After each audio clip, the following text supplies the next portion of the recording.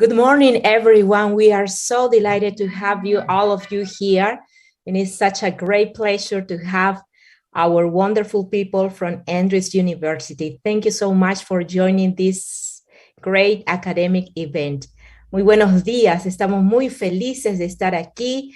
Gracias por estar con nosotros en este gran evento académico. Buenos días, doctor Tito.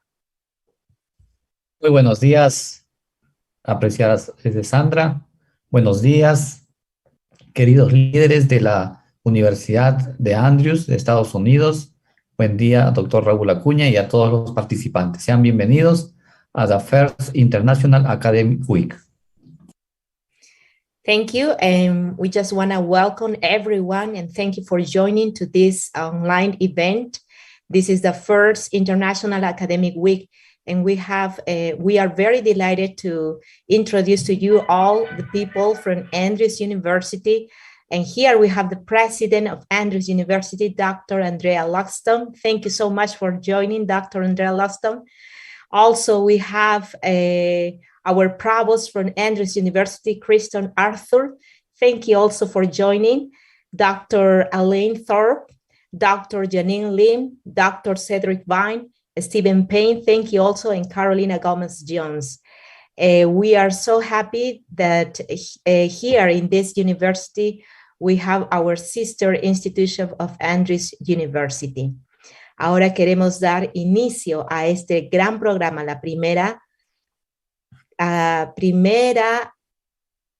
primer evento grandioso que es la Semana Internacional Académica. Doctor Tito.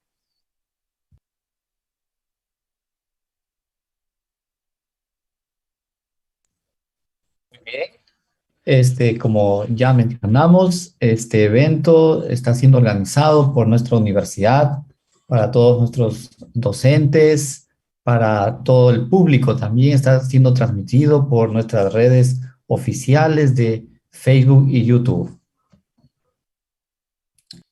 También queremos dar la bienvenida al doctor Raúl Acuña, que es el vicerrector académico de la Universidad Peruana Unión. Él nos estará acompañando con el inicio de este gran programa, el First International Academic Week. Así que vamos a pedir al doctor Raúl Acuña que nos guíe en oración.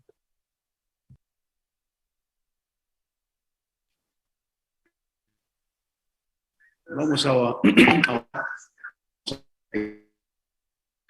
bondadoso Dios, gracias por darnos este privilegio de poder tener en esta oportunidad, Señor, a nuestros queridos líderes de la Universidad de Andrews. Gracias por esta Semana Internacional. En este marco, hoy día tenemos seminarios muy buenos, oh Dios, para el quehacer académico. Bendice tú, oh Dios, este programa. Acompáñanos durante todo este día, en todas las actividades que hagamos. Todo esto te lo pedimos en el nombre de Jesús. Amén. Muchas gracias, doctor Raúl Acuña. Ahora tenemos las palabras de bienvenida de parte de nuestro doctor Carlos Coaquira. Por favor, si él nos puede unirse en breve. Él tiene algunas palabras de bienvenida para todas las personas que están aquí unidos a través de los canales oficiales de la UPeU y también para nuestros invitados especiales. El día de hoy tenemos un conversatorio, doctor Tito. ¿Puede compartir un poquito más? ¿Qué es lo que vamos a aprender el día de hoy? Así es. Bueno, el contexto de la pandemia nos ha traído, digamos, esta necesidad de poder adaptar nuestras clases a diferentes modalidades. Primero fue la modalidad remota y hoy estamos ya en Perú, entrar, digamos, a la modalidad híbrida, combinar lo presencial con lo semipresencial, un grupo presencial y otro grupo de manera online.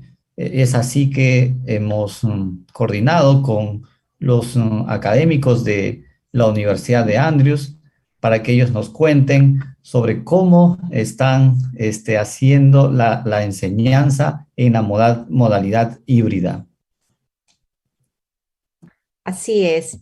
Hoy día tendremos una discusión muy rica porque vamos a aprender de qué manera las fases, ¿no?, en las cuales todas las instituciones de educación superior pasamos por una pandemia global y cómo se migró de lo que era presencial remoto para luego pasar a la educación híbrida. Es por esta razón, ya sin más preámbulos, queremos dar la cordial bienvenida a Stephen Payne.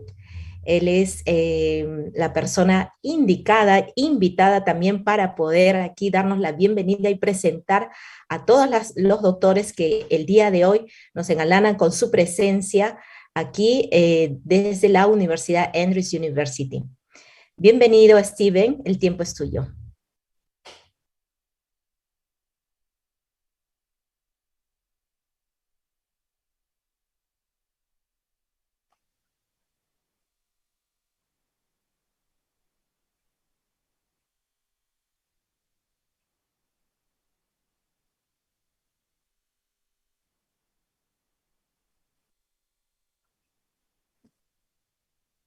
Stephen, I think you're muted. Buenos dias.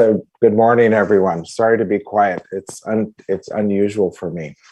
We're very glad to share this time with you today. As was mentioned at the beginning, there's a couple of us who are more behind the scenes here with us today, as well as Carolina Gomez-Jones, who's the Assistant Dean of the College of Education and International Services, and also Director for Off-Campus Programs for Andrews. And so she'll be helping out later on, but let's get directly into who we'll be hearing from this morning. Andrews University, as you've already heard in Sandra's opening remarks, is a place where we talk about world changers made here. And as we as sister institutions work together towards God's mission, as we're co-laborers and colleagues together, we'd like to embrace that view of what an Adventist university can and should be. As mentioned this morning, we'll hear from Dr. Luxton, our president, and Dr. Kriston Arthur, our provost.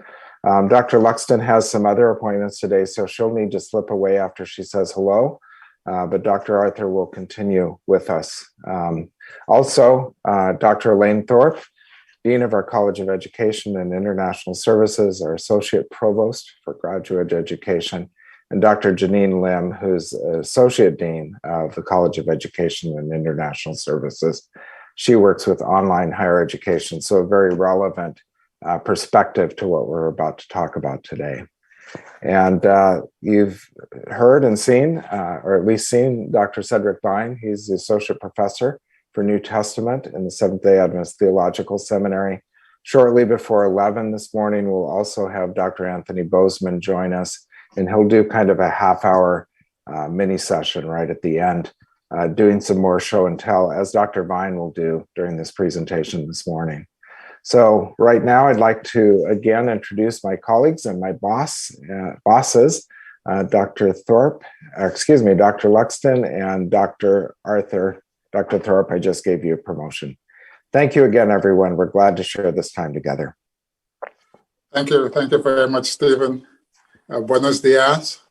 It's good to be with you, all of you this morning, especially those of you from our sister institution, the Peruvian Union University. You know, Andrews University, we see ourselves maybe as a big sister, reaching out across the continents, from North America all the way to South America, stretching our arms out in partnership with our sister institutions. And this morning, specifically, in partnership with you at the Peruvian Union University. This is the time when we'll share together.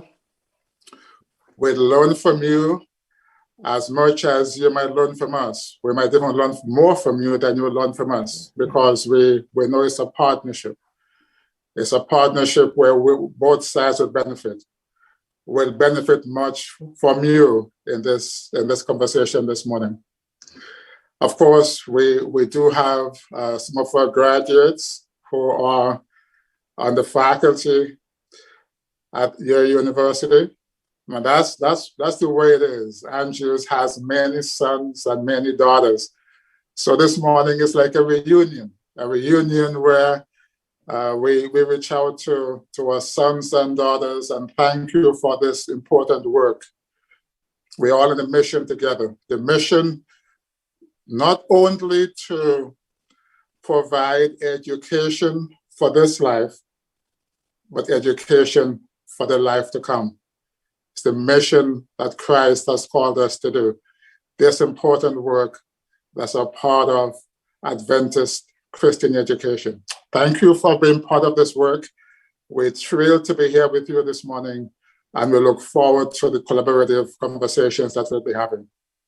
I'm delighted and pleased to introduce to you now, Dr. Payne already did that, but let me say a quick word about our president, Dr. Andrea Luxton. She is a person with great international stature.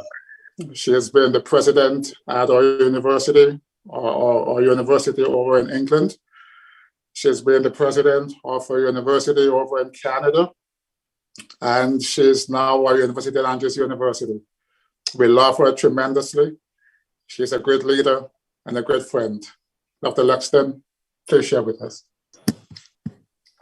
Thank you very much, Dr. Arthur and colleagues. Good morning, buenos dias. It's great to be with you today. And when I say colleagues, I'm talking about my fellow colleagues at Andrews University, but also all of you there in Peru who are with us today. If you come into the campus on Andrews University, and I know some of you have done that, as you come through the gates, almost the first thing you see is a globe. And I think that represents what we at Andrews are about, which is we feel ourselves as servants to the world church. And wherever we can collaborate and engage, that is our pleasure, that is our mission, and that is our commitment. So I'm very delighted that we were invited today to be part of this program with you, because this is really, really what we love doing. We always say Andrews University is Andrews University at Berrien Springs, but it is also Andrews University everywhere else as well. And wherever our graduates are, and they're all over the world, that's where we are too. So it is my real pleasure to be here, at least for these few moments, to say hello. And I know that you're going to have a wonderful time together. Thanks very much.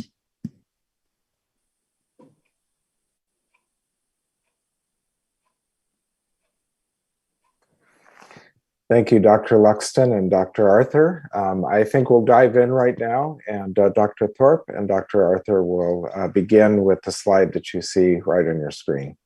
Thank you again, colleagues, and thank you again for welcoming us today. Dr. Thorpe, maybe you can start, and I will join and provide a little bit of context along with you. Well, please. I think one of the things we learned in the pandemic and the way we address the pandemic, and you'll hear more about that, is that it's really important to have a team that works together and that is constantly communicating. And so we really had to increase our lines of communication. Like all universities around the world, the pandemic was something we did not plan for. We were not ready for it. I think we saw signs as the cases started moving forward and we heard the news. We knew that something was going to happen. But like everyone else, we couldn't envision what did ultimately happening with basically a worldwide shutdown. So the only thing that was good about Andrews University is that we were already involved in distance education. We had a school of distance education. You're going to hear from Dr. Lem. As the Associate Dean for the College of Education, she is responsible for the School of Distance Education and the role that played in making it possible for us to go completely remote. You're also going to hear from faculty members who made that big jump. But I think from Dr. Arthur and myself, you're going to hear more about how we decided to do it. So I'm going to just mention a few things, but I think Dr. Arthur, you can talk a little more globally too about the context at Andrews University. At Andrews University, we have a number of administrative councils. And those administrative councils include the vice presidents and the deans primarily. And they meet on a regular basis, almost basically weekly. As the news started looking worrisome and more worrisome, we met even more than weekly. We met a lot. We had a lot of emergency meetings. And the vice presidents and the deans all discussed, what does it look like? What are we going to need to do? And we realized, especially in our area of Michigan, where the rates of COVID were high, that the only responsible thing we could do was to decide to send students home, to close campus and go remote. We actually, I think, were the first, at least the first university in North America to make that decision. Our sister institutions made it soon after ours. And then, of course, our state shut down a week or two later. We didn't make that decision lightly. It was just, we were heading toward our spring break. And one of the reasons that we were pushed to make this decision is that we knew students were going home. And when they came back, we couldn't control the situation when they came back. We were really worried about their safety and the safety of our faculty.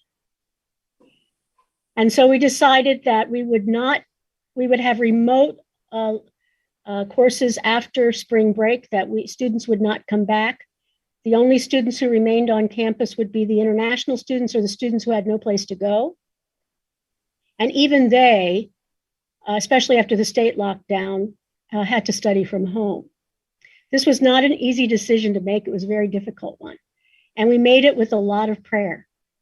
And I want to thank, I haven't had a chance to do this, but I want to thank Dr. Arthur, because as you heard from his introduction, he is a man who really believes in the efficacy of education and the importance of all people being involved in educational experience and decision making. So he led us very carefully as the academic head of Andrews University, as our provost, through what the ramifications of this decision would be to students and to faculty. And we as deans very prayerfully decided we had no other choice but to do this. And we worked in collaboration with the vice presidents. We immediately, after the decision was made, we called a large meeting. We talked to both students and faculty. And we alerted and talked to both the School of Distance Education, because we knew that we would need help from Dr. Lim. And at Andrews, we're very lucky because we have a center that coordinates all faculty training and professional development. And Dr. Inaris Corianavia was very much involved. Also, we created a sort of team of myself and Dr. Lim and Dr. Corianavia in sitting down and figuring out how we were going to address this. We also recognized that faculty who were not, even though we have a lot of faculty who are aware of distance ed, not everyone was. And so we had to do some big, quick faculty training. You're going to hear a lot about that from Dr. Lim. But we decided that the week after, that we would take an additional week. So we would have spring break and the week after that as well, with no classes, to train faculty. I don't know, Dr. Arthur, if you want to mention anything, but I will say that the way in which we set up a communication that mostly came from your office to keep everyone informed was quite, and we set up a website. I don't know if you want to mention any of that to keep people informed. Yes, thank you very much, Dr. Thorpe. I think the key word that would maybe describe how we prepared and then implemented the remote instruction, that key word might be collaboration or collaborative. You know, we like to think on the academic side that we have a big table and we invited different persons to find a seat at the table and let's have a conversation. Let's discuss, how do we do this well? And we couldn't have done it well without the input of many persons across the campus. The faculty had to feel as though their voice was heard. They were part of the planning. They were part of the implementation. And so we had faculty who had seats at the table. Dr. Thorpe and Dr. Rosenthal, undergraduate, Dr. Rosenthal, Associate Provost for Undergraduate Education, Dr. Thorpe, Associate Professor of Graduate Education. They co-chaired a small task force, if you will, and really begin to hash things out. If we do this, that becomes the reality. If we do that, then that becomes the reality. And we looked at the multiple outcomes that we might have by the actions that we would have taken. And that planning was critical. Of course, there was a website where we tried to update information so that faculty, employees, and students could see almost in real time the decisions that we were making. And everybody felt as though they were part of this unique opportunity to provide education to students in a different way. We knew that closing totally was not an option. We had to find ways to still engage our students, and going remote was one way to do that. But that one word, if there's one word that would describe that planning to go remote, collaboration. Persons having a seat at the table, their voices could be heard. And that, of course, as Dr. Arthur has said, that collaboration was extremely important for administration, for faculty, and for students, because students had to collaborate too. We had to provide support. Some students were not ready for remote teaching or online education. They weren't ready. We had to prepare them as well. And so we worked in a very collaborative manner. Even the first meeting we had with them, where everyone was very shocked that we were going to go remote, there was still this idea that we can't close Andrews down. Andrews has to keep on going. And even if we can't all be here at Andrews, Andrews has to find a way to come to us. And I really must say that our faculty just still worried, concerned about how it was going to work, but they bought into the necessity for it. Yes. And everyone, even those who had been the biggest naysayers about distance education, said, okay, let's do this. Let's figure out how we're going to do this. And so we started having, you'll hear more from Dr. Lim, meetings on pedagogy, on how to teach remotely. We had discussions with both the people who were training, who had experience with distance education, but also with faculty who were very excited and had experimented with use of technology in the classroom. So, and we also looked at providing additional technology for faculty. Our administration, I'm very happy to say, wanted this to be a good experience for students and for faculty. And so we made a fund available. And we did a survey of all our faculty to find out, what do you need? What do you need? And we worked with students as much as we could to provide them with things that they would need as well. But most of our students had what they needed. Some faculty did not. So as we've said, this was a very collaborative approach, born on necessity. Yeah, Dr. Thorpe, there is a saying, and I think at Andrews we sort of embraced it. I'm going to underscore a point you just made. We embraced it. Adversity is the mother of inventions. Adversity is the mother of innovation. And so here we were in the midst of adversity, and we couldn't simply say we can't, we cannot. We had to change the answer to how can we? How can we? And in the midst of that adversity, a lot of innovative things emerged, right? Adversity gave birth to so many innovative things.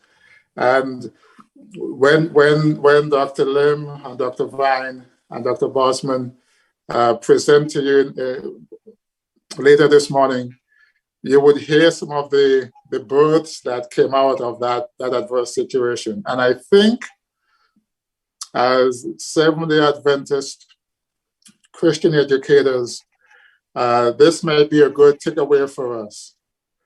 The times are not going to get easier. Prophetically, we know that the times are going to get more difficult, more challenging. The answer is not, I cannot, we cannot. The answer, I think, has to be, how can we? How do we adapt? How do we adapt? How do we remain true to mission, but not do mission in the same way? You know, we at Andrews, we prided ourselves, just like you, that a Christian Adventist education is on campus, intimacy between faculty and students, small classes, faculty there, faculty mentors, faculty advisors in this small, intimate space.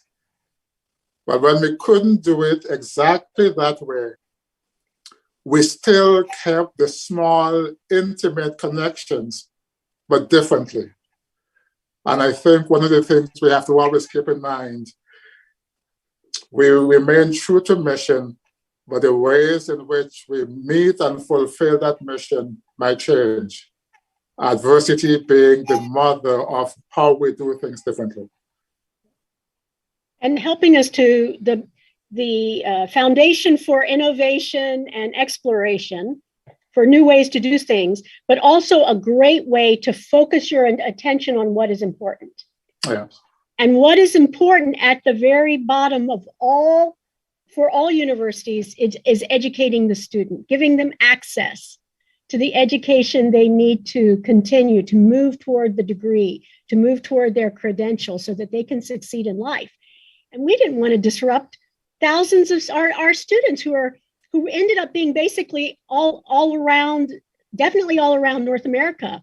But with Andrews, because we have so many students international students who either got out and then couldn't come back, or couldn't even get to campus the following semester.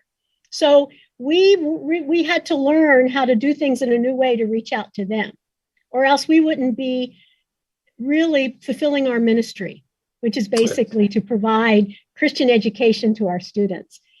And it was, in many ways, I think it also drew us together as a community, because we recognized that we couldn't do any of this without God's help. Especially you're going to hear from Dr. Vine in a little later, but you're going to hear, the seminary had all of one program, basically. They had some courses online. They've had courses online for a long time. One program online without too many students in that program. And there were a lot of faculty members who had not done remote teaching and were worried about it.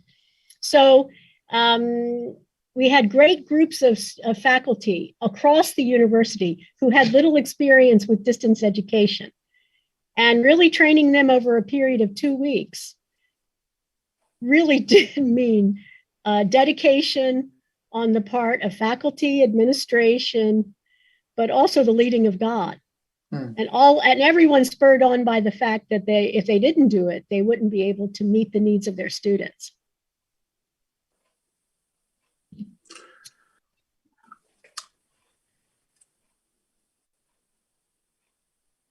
So I think we may want to invite Dr. Lim to come in and talk a little bit now too. Just one thing before Janine, you jump in, that I would like to add. We recognized, as I said before, the need to support students as well as faculty. And so we created a website. We actually created a website for faculty and for students to give them resources that they needed to do well with remote learning. But the other thing we did is we were really worried that when we went to remote, that our students would drop out, that we wouldn't hear from them. So we did all that we could to have an early response process in place so that we would hear from the students soon, early. That's a practice Andrews University follows for distance education, but we did it here too because we wanted to hear what was going on with our students. And I loved reading those things. We actually found some problems that we had to address, but the thing I liked the most in reading the responses from students after a couple of weeks being remote was, "We miss you, we miss Andrews, we miss our faculty." And we were able to tell them, "We miss you too." So one of the other things we've learned is that distance education is terrific. Remote teaching, when you need something like this, is a wonderful thing, but so is face-to-face teaching. Both of them are necessary. Depends on what the students' needs are. And by moving into remote teaching, we've learned we can be a little more flexible, but it doesn't mean that face-to-face teaching is going to go away. I certainly don't think that. And I know Dr. Arthur doesn't think that. And I know Dr. Lim doesn't think that. Yes. Thank Okay, you, so Dr. Lim. yeah, thank you, Dr. Thorpe and Dr. Arthur and Dr. Luxon for your support during this really crazy time of COVID pandemic teaching. We've been calling it resilient teaching. We started off calling it resilient teaching, and then we started using the term pandemic teaching a little more. So we are continuing on through your questions that you gave us. So the next one we are doing is, how did Andrews get ready for remote instruction and hybrid learning? And Stephen, yeah, thank you. I do also want to just second Dr. Tito's comment in the chat that if you would like to ask a question, please feel free to do that in the chat as we go along. You don't have to wait till the end. All right, so the immediate need in March, as Dr. Arthur and Dr. Thorpe have referred to, was like, in 2 weeks, we need to get everybody up and running so that they are able to use our learning management system that is Moodle. We call it Learning Hub. So you might see Learning Hub on some of the slides or in our documents. It's just our name for Moodle. And then also Zoom. We had Zoom already. We had been using Zoom, I think, since 2014 for our online education. So we had 150 accounts, but we just started calculating out how many faculty and staff would need it. And at the time, Zoom had so many requests. Like, you would request more accounts, and then it was 2 weeks later. So we stepped out in faith and got a lot more accounts, and that was the right decision, because we definitely have needed all of them. I think right now we might have 30 that aren't used. So our margin hasn't been very big. So getting a lot of Zoom accounts and getting people set up with their Zoom account was kind of the first strategy. And then the next really big one was training. So the first week of spring that we had spring break, and as Dr. Thorpe said, the week afterwards, we set up a lot of sessions. Initially, they were primarily tools, how to use Zoom, how to use Learning Hub to put your assignments up. We were strongly urging faculty not to receive assignments via email because we didn't want to crash our email servers. And the learning management system is set up to receive assignments. So that was a transition for some faculty. But we also did some sessions on just, how to think through the rest of the semester. So, there's essentially a month left. What are your outcomes that you haven't covered yet? And how can you think through, making some adjustments? Some faculty maybe change some things, change the last assignment to just a paper, just to focus in on what is the most important takeaway this student needs, and can we maybe dispense with a little bit of the busy work. So that was the immediate work that we did in March. Next slide, please.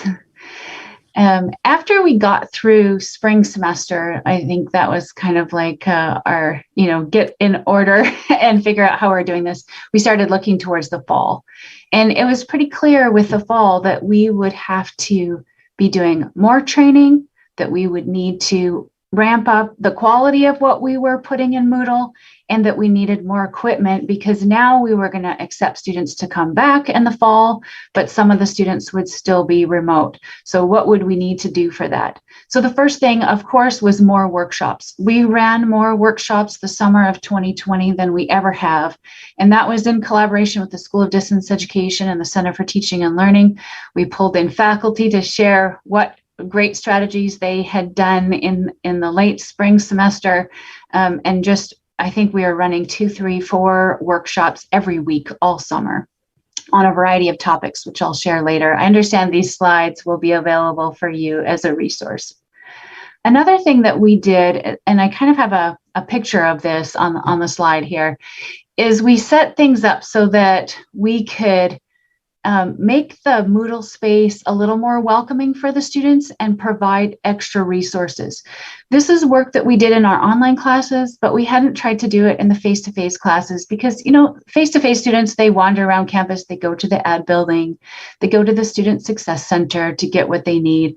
but now they can't walk around campus and get their resources. Can we make those available to them through the space where they are receiving their course?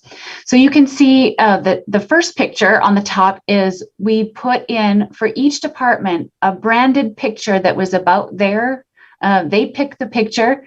And we put that at the top of every course. So it has the name of the course.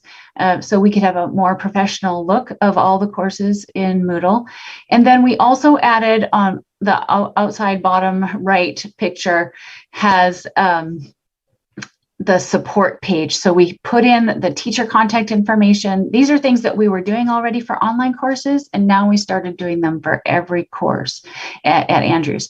And it includes, contact information for financial aid, contact information about registration or dropping the class, other support services across campus. So all of that is right at their fingertips in every course as they navigate throughout Learning Hub and Moodle. So that was, I think, a really important thing. And I think is kind of a principle of how we operated, was to take best practices that we were applying only to online courses and start applying them to every course across campus, which took effort and extra resources. And we're really glad for administration supporting us in doing that.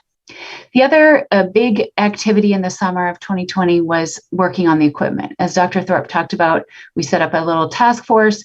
We surveyed the faculty.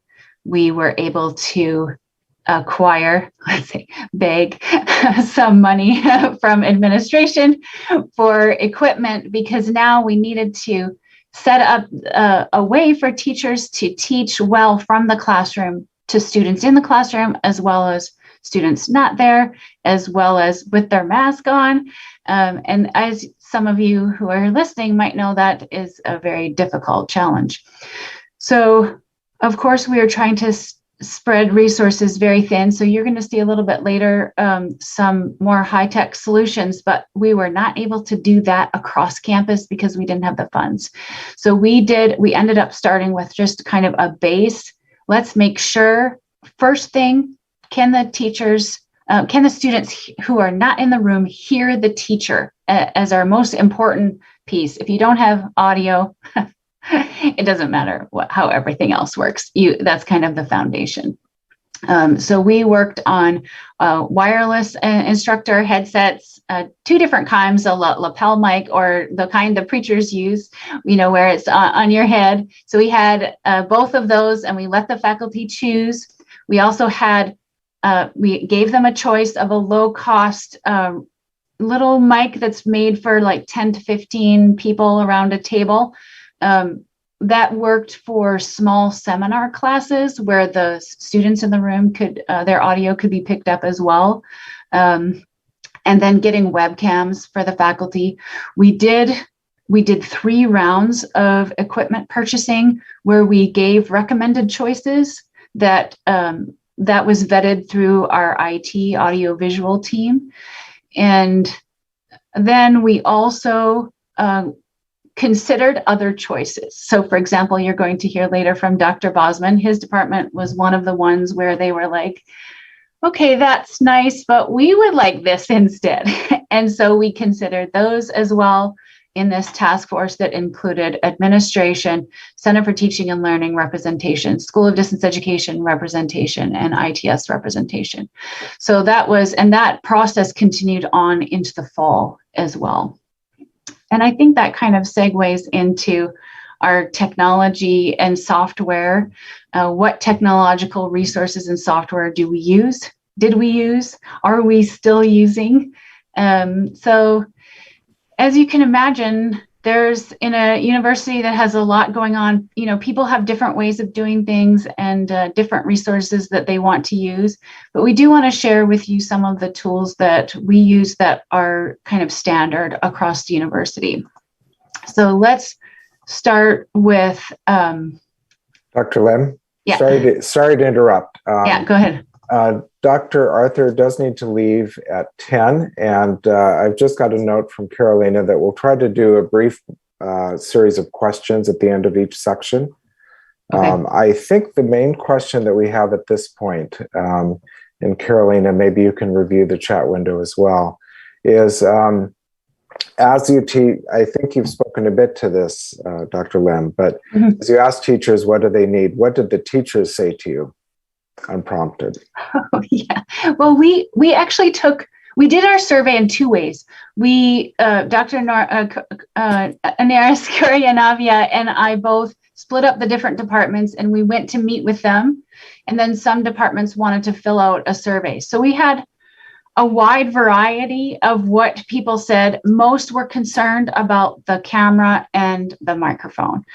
I would say that was the big question, is how are these students, going to hear us?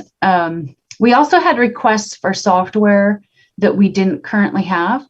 One of those is Padlet. I don't know if you are all familiar with Padlet, but I'll just type it here in the chat too, so that you can look it up if you'd like to. Maybe someone can grab the URL for that. At the time that they were asking for it, it would have been like $10,000 a year. And we thought maybe that would be best used getting equipment instead. But then I think Padlet was under a lot of pressure over the summer of 2020, and they changed their funding source. So by December 2020, we were able to get it for $1,000, just over $1,000. And so the faculty who are interested in that, we were eventually able to solve that little challenge. If you haven't seen Padlet, I encourage you to look at it. It has, you can do 3 free without buying it. So it is a really cool tool to break up the text base that happens in your traditional asynchronous online learning with the discussion forum. So it adds a visual aspect to it and makes it very easy for students to record audio and video as well. So yeah, but I would say it was all over the place what people asked for. So we were trying to figure out how to stretch the resources as far as we could and meet as many needs as we could, or negotiate with faculty on other ways to solve the challenge. Dr. Thorpe, did you want to add something? Yeah, I just wanted to say one of the things we tried to do too, although this wasn't 100% successful, but pretty close to it. We had already some tools that we used for distance education, like Learning Hub that Dr. Lim has mentioned, that we really made a sort of basis for everything we were doing. We tried to really make sure that faculty, we really wanted them to use, as Dr. Lim mentioned, Learning Hub instead of email, because email is not always reliable. We pushed them to Learning Hub for putting up lectures if they did any of that, and for testing, because it just made it a lot easier for us to support. And then the other thing is to use Zoom across the university. And we had licenses. We had to expand that, of course. But we did have a few tools that most faculty members used, which made it easier for us to control the environment a little bit. One of the things that really worried us was that if you don't need to control the environment entirely, because you want some creativity with remote teaching, and you're going to hear a lot of creativity from the faculty who are included, but you have to have some level of consistency so you can support the faculty. You can help them. You can show them how to use things and answer questions they have. So we did everything we could to promote certain tools to them as the basis for which they could then just jump off and be creative, but that we could provide some level of support for them. So there were some things that were available to all faculty and others that they wanted to use that we supplied, and yet another layer of faculty who supplied some of their own things. And we're very creative in doing that too. So just like a lot of teachers will open their wallets and pull things out, we even made it possible for some of we have a community counseling center. And Dr. Lim, you were involved in this to some extent, where we went remote in the summer when we realized the pandemic was going beyond just a few months in the spring into the summer.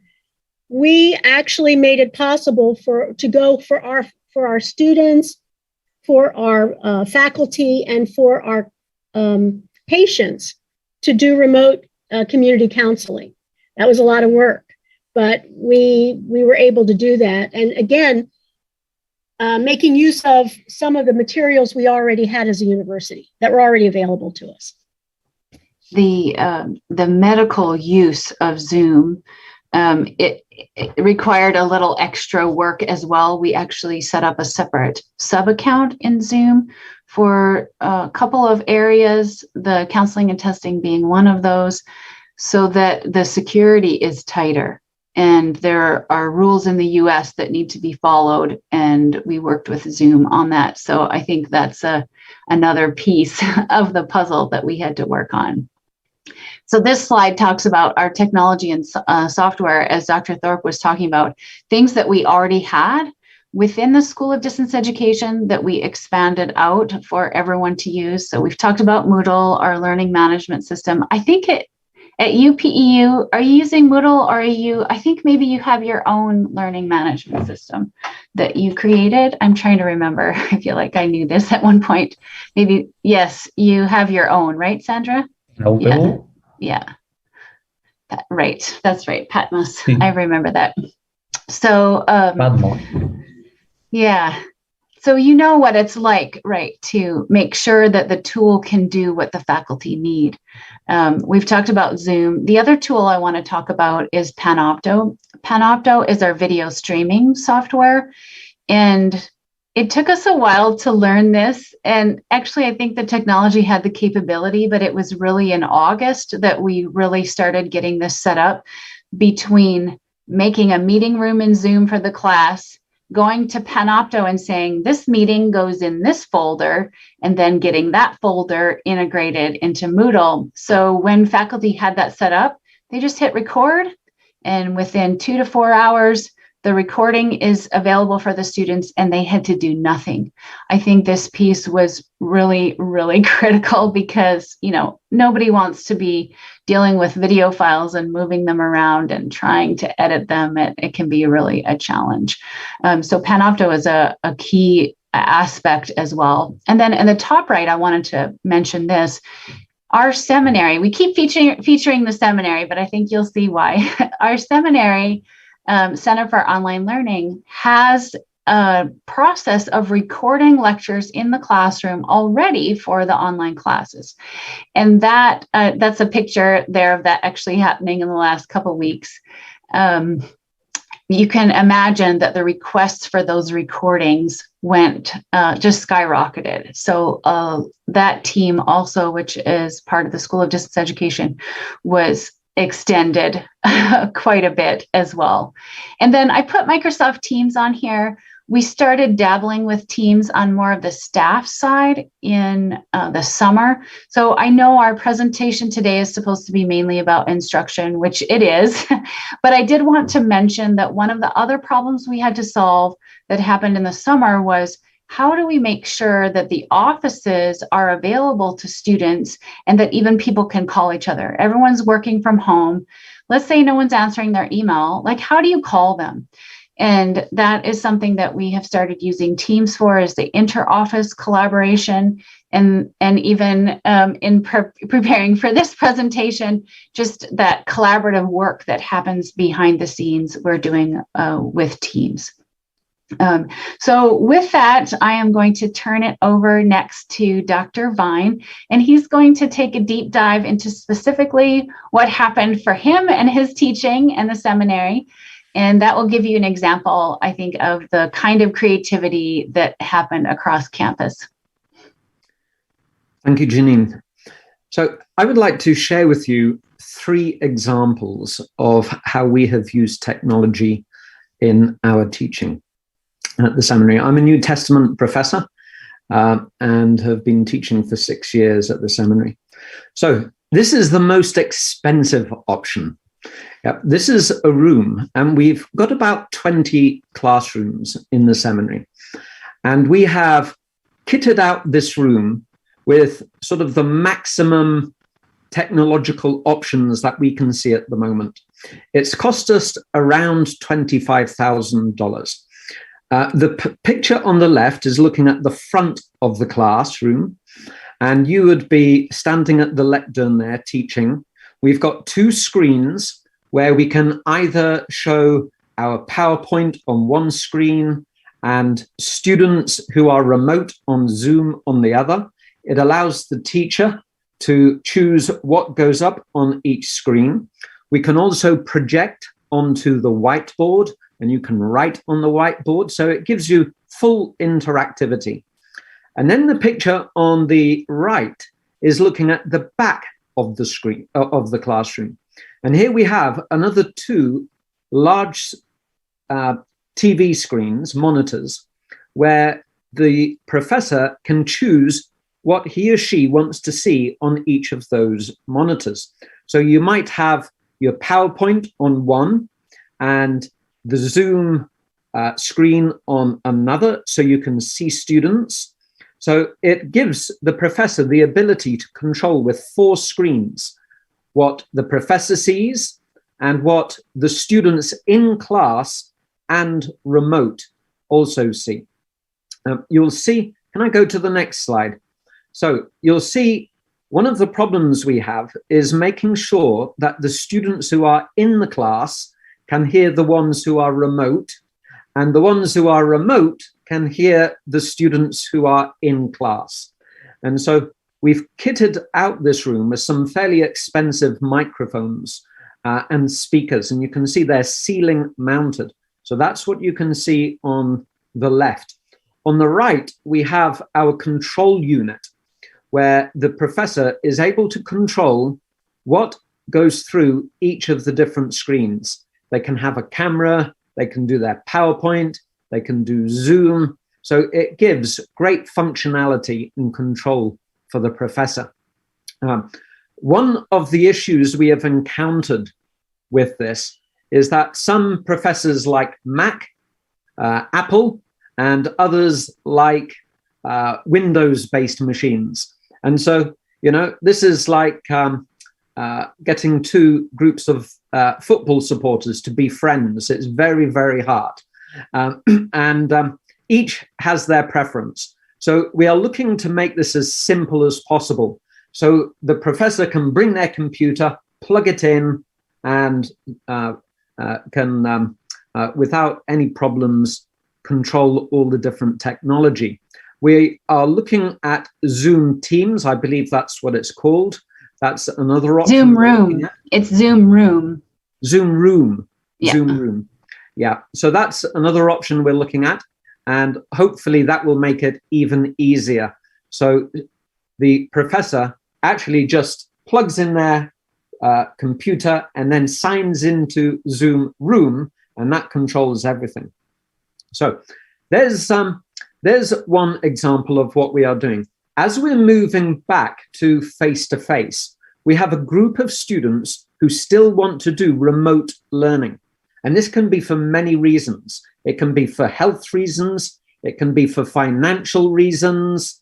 And we found that there's probably 20 to 40% of our student body who, if they could choose, would do our programs remotely. And then there's another 20 to 40% who really want face-to-face. And so we're trying to combine those in one class. And that's the hardest thing to do. Our professors have found this the most difficult way of teaching. And so this is where we're putting a lot of our resources to see how we can create classrooms which allow blended learning, face-to-face plus remote.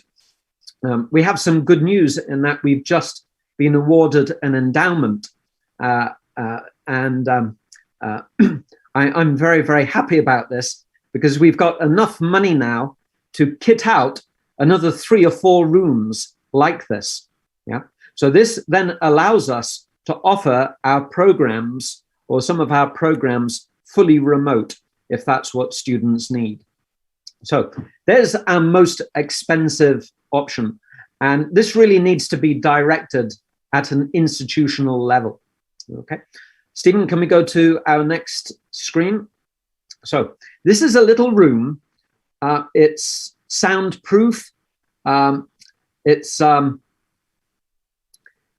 was underutilized, and I was asked to be the director of our MA religion program, where we have 6, 7 off-campus sites. Russia, and we've got a couple in Eastern Europe and in the Far East, Hong Kong, Taiwan, Thailand. And I wanted to cut costs, and this was just as COVID was coming in. So we spent £4,000 to £5,000 turning this little room, which really wasn't used very much, into a dedicated remote delivery room. And let me explain what we've got here. So, and we actually did this ourselves in the seminary. So we've got a large TV screen there, you can see, which I'm standing in front, and that's where we have the students on Zoom. So when you teach, you're facing that screen, and you feel as if you're in a classroom, because instead of looking at a small screen with small icons of the faces, it's on a big screen, and you get a sense of immediacy, of interaction. I love teaching in this room. We've then got the lectern with a computer. Now, the problem is, the more technology you use, the harder it can be to get it to talk to each other. So here we have a dedicated computer which professors can sign in, and then they can use all their files from that computer. And you can put your notes there, and then on the left, the white screen, I'll talk to you about in a second. And then we also have on the lectern, we have a camera which tracks you. So Stephen, can we go to the next slide? So there's the camera, and it follows you. It's got a speaker there. My hearing isn't very good. When my wife talks to me, I hardly hear a word she says. Yeah, so I need help. I need some speakers just so I can hear what the students are saying. So this is combined. It tracks, it focuses on you. So I think that cost us around about $250. We bought all the equipment on Amazon, yeah, and we did this in-house. Let's go to our next slide. And this is one of the most expensive pieces of equipment we bought. It's by Samsung. It's called a Flip 2. Depending on the size, you can spend $1,700 up to $2,500. And why we purchased this is that it's an electronic whiteboard. So I can project my PowerPoint or keynote presentation on it, and then I can write over it. You know, I teach a lot of Greek where I have to write on the text. There has to be interaction. It helps to keep students engaged with what you are sharing with them. And so we wanted this piece of equipment because it allows you to write with a little pen on top of the screen, and you project from the computer your presentation, and you share that like you would share screen with the students, and they can see what you are writing very, very clearly. So this is a very nice option. And it's been in my mind to look at some of our underutilized offices, which maybe aren't used that much, and seeing if we can turn them into dedicated remote teaching rooms. Okay, it's very quiet. It feels like a classroom, but the downside is you need a dedicated computer. So with all of this technology, it's you're really playing around with it and seeing what is possible. And as far as we've found, there's no perfect solution. Okay, so let's move to our next slide, Stephen. Oh, there you've got, those are all our Taiwanese students. Yep, so you can see it's large on the screen.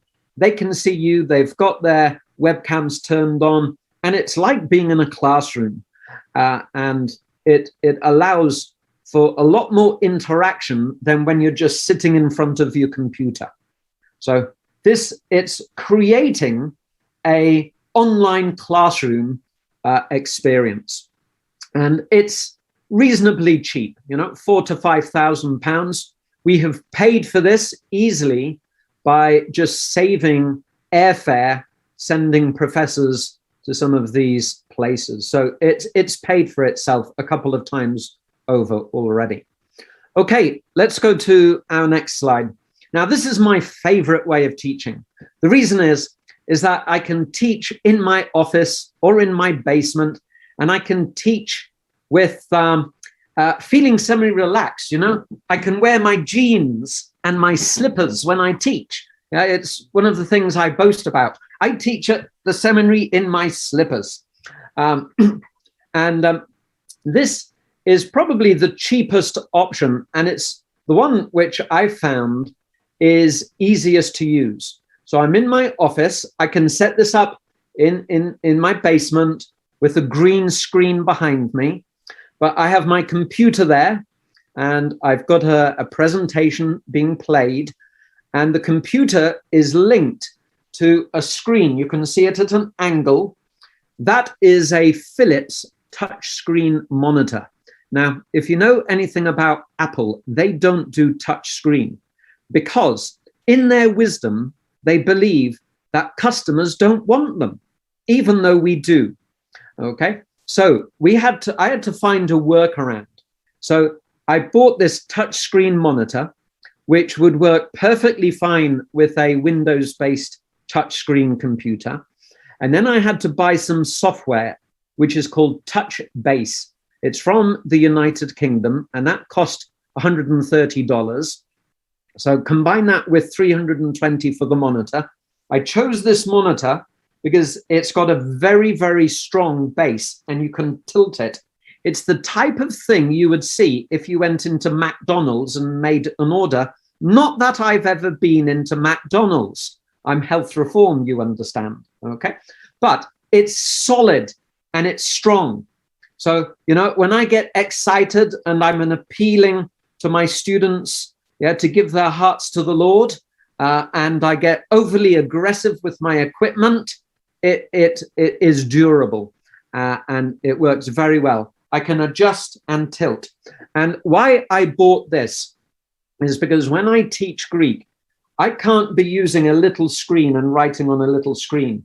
I need a large screen so I can write detailed information as we interact with the students. So I have a touchscreen pen. I write on that. And then I have a cheap monitor you can see in front where I have all the students on Zoom. I have a little camera above, and that captures me. And this allows me to talk directly straight ahead. Presentation below, students in front, and it gives a very immediate experience. Now, if you are teaching in a classroom, you can effectively use this same setup in the classroom. So in the summer, I taught Greek classes where I had half my class in the classroom, half the students, and half were on Zoom. So all I did was take the monitor and put it at the front of class with the camera and link it to my computer and then project my presentations through the projector and write on the whiteboard. And that worked very, very well. So that setup costs around about $500 to $600. If you don't have a Mac, it's going to cost you a little less, probably about $300 or $400. What I haven't shown there is I also have some speakers which I plug in so I can hear the students well. And I wear a little microphone, lapel microphone, which Janine bought us. And they can hear me and I can hear them. And it's a great way of teaching. So let's go next slide, Stephen. Okay, there's another slide just to show my enthusiasm. Yeah, it's, oh, now here is something else. You can see the monitor at the back. You actually, I've found it only works. I've placed it on 3 books. Those are Greek lexicons. I don't know whether it works with Hebrew lexicons, but if you've got some old Greek lexicons you don't use, yeah, I found a good solution for your lexicon. So you need some good, strong books there, but that will free up space on your shelves for other books. So next slide. Oh, no, let's go back, Steve. There's just one or two other things I want to share. So my colleagues have mentioned, the university was really, really helpful. Janine and some of our, the Center for Teaching and Learning, they constantly shared with us different ways of doing things. This was a real culture shock for us in the seminary.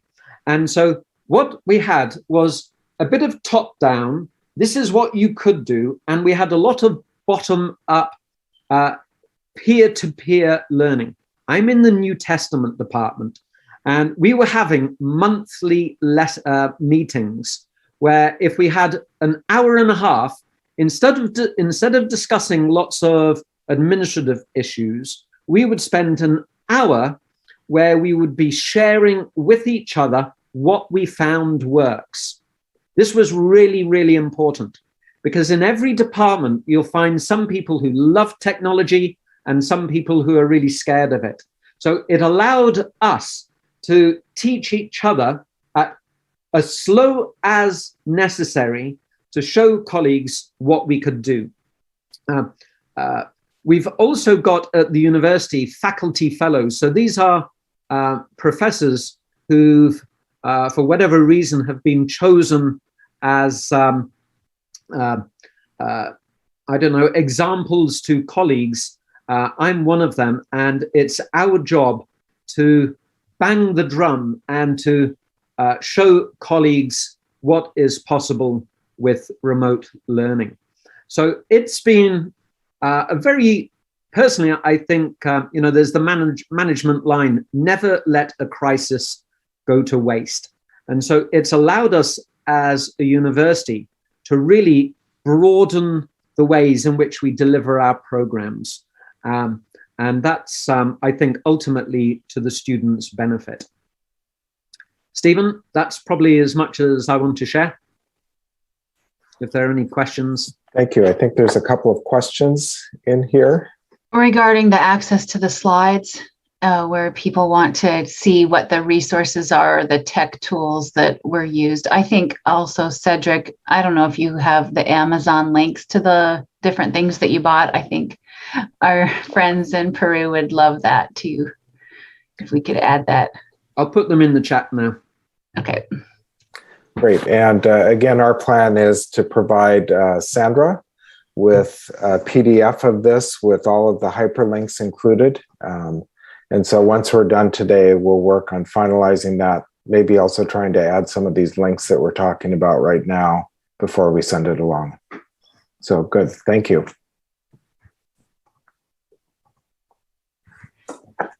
Okay. Again, I encourage you to put a question in the chat if you have one as you go along. We certainly can take those in between these sections that we're doing, as well as during the presentation. So, and any questions you have, please ask them.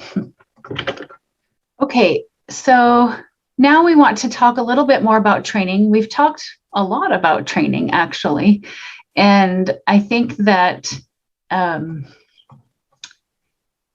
there's so many aspects to it, right? As Dr. Vine said, the formal training, the training from the department, the different centers, and the School of Distance Education, as well as the faculty training. I do want to add to Dr. Vine's story, and that is, there was a faculty member in the seminary, I will not name, who I remember was very, very against online learning before COVID. And then the seminary invited me to come to a faculty meeting early in September, I think it was September 2020. And right before me on the agenda was this same faculty member sharing specifically how he had figured out how to use this technology to do this thing. If I give the details, then Dr. Vine will know who I'm talking about. But I was so proud. I want to say I am so happy with our faculty and staff at Andrews of how everyone has pulled together to teach each other. Learning has gone up and down and sideways and every which way as we have been learning together. So I hope that you have that culture at your university as well. And if not, that you're working on it. I do think the discipline-specific pedagogy sharing is essential. One of our faculty members in chemistry invited me to a Facebook group for chemistry faculty, and I learned so much from that group. I mean, about chemistry, but also specifically about the different tools that they're using for their teaching. So I encourage you to get connected to these communities of learning, as it's just really essential. So let's talk about some of the specific things we did with our next slide. So we had our existing training units. That's the Center for Digital Learning and Instructional Technology, which is inside the School of Distance Education, as well as the Center for Teaching and Learning. The division between the two is roughly tech tools and online learning, but that division kind of was blown out of the water with COVID. Really, everyone helps everyone learn about all kinds of teaching and technology support. One of the things that the Center for Teaching and Learning helped with early on was it was really clear that the Center for Digital Learning and Instructional Technology, DLIT, we call it, is also the help desk for the technology tools. And it was clear we were going to be overwhelmed. Like I remember working up weeks in a row up until the sunset, answering tickets and questions from faculty. So we knew we needed to set up a structure for sharing to happen more efficiently. And the Center for Teaching and Learning really helped identify these 40 additional faculty. In March, it was 40, and then it's morphed since then into the faculty fellows, which is less than 40, that Dr. Vine is one of. But those faculty would take first line questions. So then what was coming to our help desk team was the more difficult things. And that helped spread the labor of getting everybody up to speed across the campus. Also in June of 2020, another thing that we did is we had surveyed all the students in April. So we had that data. We also had data from the questions that had come in to our help desk, and we identified several faculty that we thought they probably need extra help. And so we called them personally. Again, everyone was remote, working from home at this time, just to say, what do you need to get ready for fall semester? We're here to help you, just in case they were in a mode of, I don't know what to do and I can't deal with this. We wanted to really be reaching out to them. We also had been doing what we called consultations. Both of these centers were doing consultations before, but that wasn't that easy to make it happen. So in the summer, we set up this Google spreadsheet that still continues to this day. We just decided it was great practice, where we have faculty fellows from the Center of Teaching and Learning, a Center of Teaching and Learning director, Dr. Correa Navia, as well as staff from the Center for Digital Learning and Instructional Technology, put in the times that they're available. And faculty can sign up and say what their topic is. And then if somebody else wants to come and listen to their session, they can also sign up. Like we have an extra column for the sign up. So let's say I was coming to get help on how to do quizzes, and you are like, I want to know about quizzes too, and I want to know how you're thinking about it because you're in the same field as I am. Then you could sign up for my time and come at the same time. And that helped really give personalized instruction. I think in the question, that the way you guys worded your question, like faculty are at all different levels. This one-on-one training strategy that we're using, I think, was hugely effective and allowed us to reach many people at the same time. Another thing with those drop-ins that we used heavily, I noticed you have annotate turned off on your Zoom, but I love the annotate feature. And if somebody's learning something, to be able to have them drive the screen and then draw on their screen to help them know where to look or where to click is incredibly effective. Because if you are really comfortable with technology and you're telling somebody else how to do something, you go too fast. You just always go too fast. So if you have the other person do it, and then you can draw on the screen to help them, it's really useful. If somebody can help me out and just copy and, translate the questions. I was using Google Translate when I wasn't presenting, but I can't do that and present at the same time. If you could put the question in the chat in English, then I would be able to answer that as we go along, if someone can help me with that. Thank you. All right. The other thing that we did, and this also came from our online best practices, is we call it the 20% survey internally. In the learning management, it says, how's it going? So that's really the question for the students. And I've put this in the slides so you can get these questions, but it's essentially 5 little questions to see, are you doing okay in your class? Do you know where to click? Do you feel like your teacher's there? And we have always used that probably for the last 5 or more years in online classes. And we started using it in the remote classes as well, just to see, are things going okay? It's part of our quality assurance process for online courses, to give an intervention, maybe if the teacher hadn't noticed that the student was having this issue or needed some extra training. And that's another way that we dealt with it. So Jania has asked this question, what do you think is the most effective way to train teachers to use technology? In general meetings, in small groups, or individually? I'm going to say all of them, because absolutely can be more efficient to have everybody together at the same time. But like, for example, let's say the grade book. We would have faculty who knew the grade book, essentially, right? They had it up and running, they had it set up, but they had this one little thing that they wanted to figure out, and it was kind of unique thing they wanted to do. They don't want to come to an hour-long session where that little question may or may not be covered, because it's more of a general overview of the grade book. So that's where coming in into those drop-in sessions happen. And then, as Dr. Vine was saying, the small groups, meeting with faculty specifically in a discipline area or in a department is also effective, because they are more comfortable with each other. I think one thing we need to be cautious of and pay attention to is how there is this, you don't want to look dumb in front of your peers, right? You want to be competent, right? So sometimes individual is important for faculty to be comfortable learning. And so I would say all of them. You really need to be doing as many and coming at it from different directions. I do think that's why we were really successful in just hugely raising the skill level across campus, is because we were using all of these methods. Okay, so let's see. Let me just see if we have another question. We're getting some links. That's good. All right, let's do the next slide. All right, another thing that we did, let's see, I need the Facebook slide. Yes, so this one actually was on the initiative of Dr. Bosman, who has joined us and will be speaking a little bit later.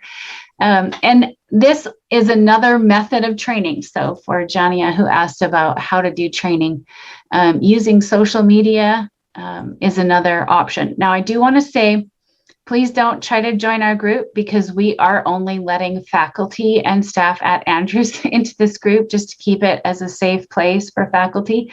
But I encourage you to create your own if you don't have one already. And you can see that we have done a lot of different kinds of sharing that's going on. Sharing articles, several article pictures there, sharing articles about the future of higher ed, sharing articles about specific teaching strategies, sharing comments about what might be happening in the technology on campus. Hey, what's going on? In our first week of school, Zoom went down. So that was an activity that happened in our Facebook group, is what's going on. And you can see also from the Center of Teaching and Learning posting in here, Dr. Navia, just encouraging messages to encourage faculty. So that has been another aspect of our training that was very helpful. Nellie, you're using a blog. That's great. I think that these kinds of tools are really important for getting information out. All right, next slide. Okay, so really quickly, some resources, and we are looking at what did we do to prepare faculty and students? So I think the preparation, we've talked a lot, you know, acquiring equipment, doing training, but let's talk a little bit more about the students as well. So in the next slide. So we mentioned this a little bit. In April 2020, we did a student survey. That was our first collection of data from the students. They had been, I think, remote for maybe 2 weeks. When we got that survey, so that we could find out what was going on, what did we need to do additional training on through the summer. And that piece was really essential. Several people have mentioned websites. We actually had 4 specific remote web pages, and I linked some of them for you. One of them actually has changed quite a bit since then, but we had Thrive Remotely. That was our student life, spiritual life, you know, weeks of prayer online, that kind of resources, access to counseling services, those kinds of resources were on the Thrive Remotely page. They aren't right now. that page has morphed into a new page, but that's how it was in the summer of 2020. We also had the Learn Remotely page, which was specific for students. And some of the things we had to deal with were students, well, and faculty who did not have internet at home. And so how would they be able to get internet? There were several companies offering different services. And so we linked those on the Learn Remotely page, as well as a collection of our resources from our distance student services were added to the Learn Remotely page. And then we had our Teach Remotely page, which was constantly changing and getting more resources and recorded training added to it. And then our IT department had put out a Work Remotely page. So I mentioned that a little bit earlier, how people were working from home. What did they need to get their voicemail set up so that they were being able to answer students' questions? So that those 4 aspects were really essential for making sure that the university continued to function. Another area was the online study success orientation. So we had this built already for online students, and we added that into every course of how to use the system to learn, as well as strategies for being a good online student and all the resources that go along with that. So that was added as well. And then our online support services department, which used to just support, you know, the online students, that was extended to all students as well. Another thing that we ran into on campus is that our students who are living in our apartments did not have enough internet to participate in Zoom sessions. And this was a lot of our international students in particular. In the beginning in March, it was really a challenging situation because it was so cold, and we had students going outside of buildings on campus that were locked because we were supposed to be shut down, and trying to stand outside and get internet so that they could attend their class. So over the summer of 2020, also, much work was done on the IT side to make sure that we had more bandwidth going to the apartments. And I think that, you know, gives you an example of how literally the whole campus pulled together to address all the various things that were going on for students and to figure out how to get them resources. One of the pieces that I forgot earlier when we were talking about technology is iPads. So for faculty who were heavily drawing, right? So the STEM areas, math, Greek and Hebrew, we did in a couple of areas as well. If faculty felt like I absolutely need to be drawing, we got iPads. And it's really interesting to me, again, how creative everyone is, because originally the point was that you would be able to draw and hook that up to Zoom so that you are showing your drawing. So it's a whiteboard replacement. But there are a couple of faculty who took the iPad and used it as a second camera. So the iPad was connected to Zoom, their laptop was connected to Zoom, because they wanted to have more of a, like, it's not just the teacher in the room. Like if your class is more discussion based, you need to get the rest of the students on camera as well. So that's a great example of being creative with the tools that we had to try to make teaching in all of its forms, not just lecturing, work well for both students and faculty. All right, next slide. So I have put in for you, this is more for the PDF when you get it, but I just wanted to let you know these resources that we've put in for you. And I translated them and forgot to leave the English on here, but I just want to mention a few items for you. The first section are web pages that are inside the School of Distance Education. They are, and they're in English, but I wrote it out in Spanish for you with Google Translate so that you could know what it's about. And I'm hoping that you will find those resources helpful to you. It's something that we've done in the School of Distance Education for many years, is taking as many of our resources as possible and putting them online so that others can use them. I put a link to our Center for Teaching and Learning, and then these 4 web pages that I was telling you about: learn remotely, work remotely, teach remotely, thrive remotely. I don't know, Stephen, if you want to say something for a minute, like thrive. What is the importance of thrive at Andrews? I think that could be explained. Sure. As Janine has mentioned, we have done a few different iterations of our main COVID-19 site. But when we began, and as Janine has shared, we were really looking to kind of position how we were going to make it through this new and unexpected challenge.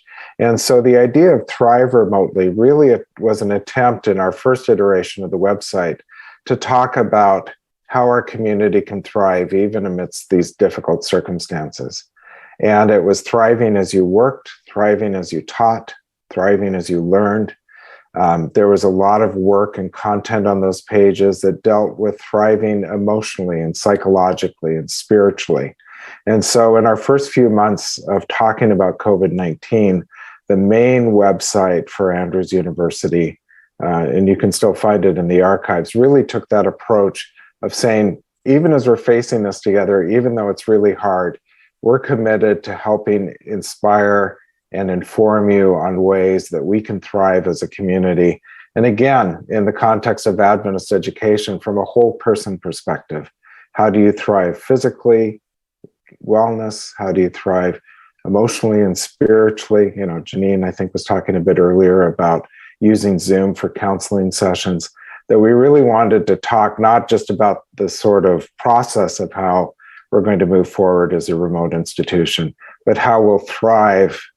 As Dr. Thorpe was talking earlier, there's that emotional and spiritual connection with our students and with each other. How do we thrive in that new context? Thank you, Stephen, for adding that.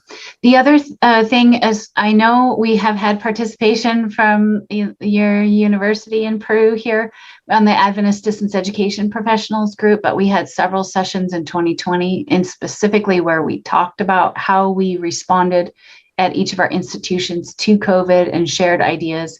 And normally we're sharing either ed tech or educational technology or online learning, distance education strategies with each other.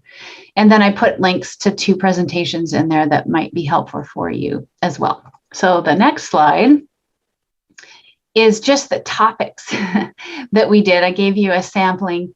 You can see the progression over time. I know the font is really small, but essentially in March, it was much more about how to.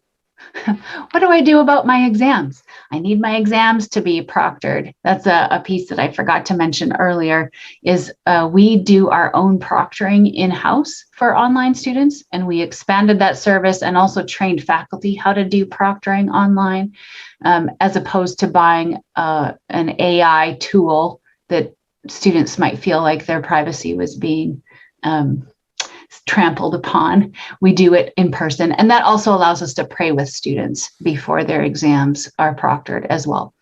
And then in the summer, we started working more on, the technology, plus what are some of these other teaching resources and teaching strategies that you can use. And then you can see in December, we really moved into reflection and looking at how do these different things connect. One of my favorites is this pandemic classroom, the intersection between rigor, academic integrity, and grace. What do we do when our students are struggling so much, but we want to keep up the rigor of our course, and sharing that with each other. So that gives you kind of a feel for the kinds of topics we did. I'm going to guess you did the same kinds of topics, or are doing the same kinds of topics with your faculty as well. All right, and then the third resources, these are the questions I talked earlier about, the 20% survey. This is the one that we put in all of the online classes every semester. In spring 2021, we started putting in all the remote classes as well, just to monitor how things are going and make sure that we're hearing the student voice of their experience, and do they feel like they're getting a good experience. I think those of you who maybe worked in online education before, we don't want anyone to think that online means I'm just going to put some stuff in the learning management system and now I'm done. I don't have to do anything else. No, we want to have presence of the faculty member and the students feeling like they have a good, clear learning experience.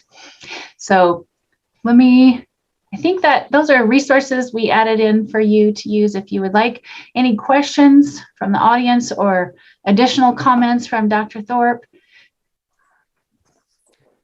Yeah, I think we have about 5 or 10 minutes left right now. And yes, Dr. Thorpe and Dr. Lim, as we kind of wrap it up, what are the kind of final challenges and lessons that we've learned? And again, this would be a time to share questions, and we'll answer. And then I think after there's some music right after this, and then Dr. Bozeman will speak right in the final part. But right now we've got 5 or 10 minutes for final comments or questions.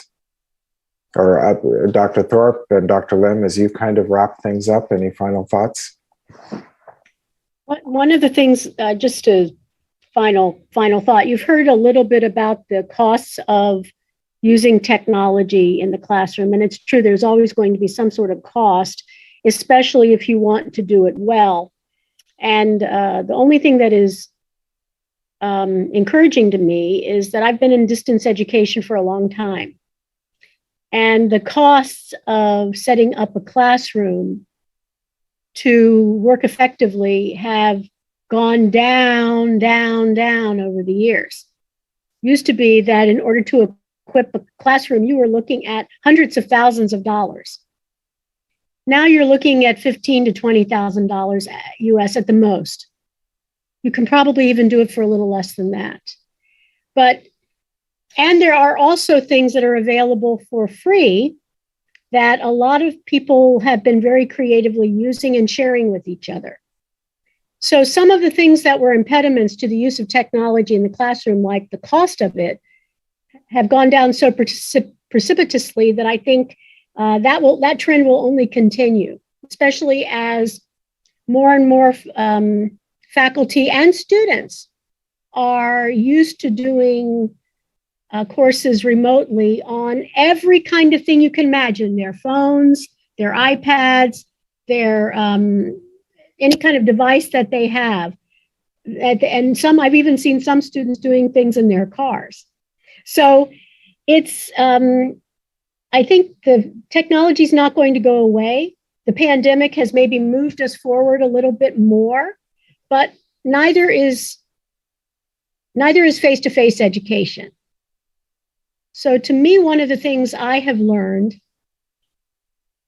is that it's a good thing for us to be thinking about what is the most effective way to reach a student using whatever tools we have available to us, whether they are on our campus or not. And the answer to that question, actually, you would be surprised how much in common remote teaching, distance education, and face-to-face teaching have, and how much they have in common. Because good teaching, the principles of good teaching basically remain the same. The tools you use may be different, but the principles of good teaching remain the same.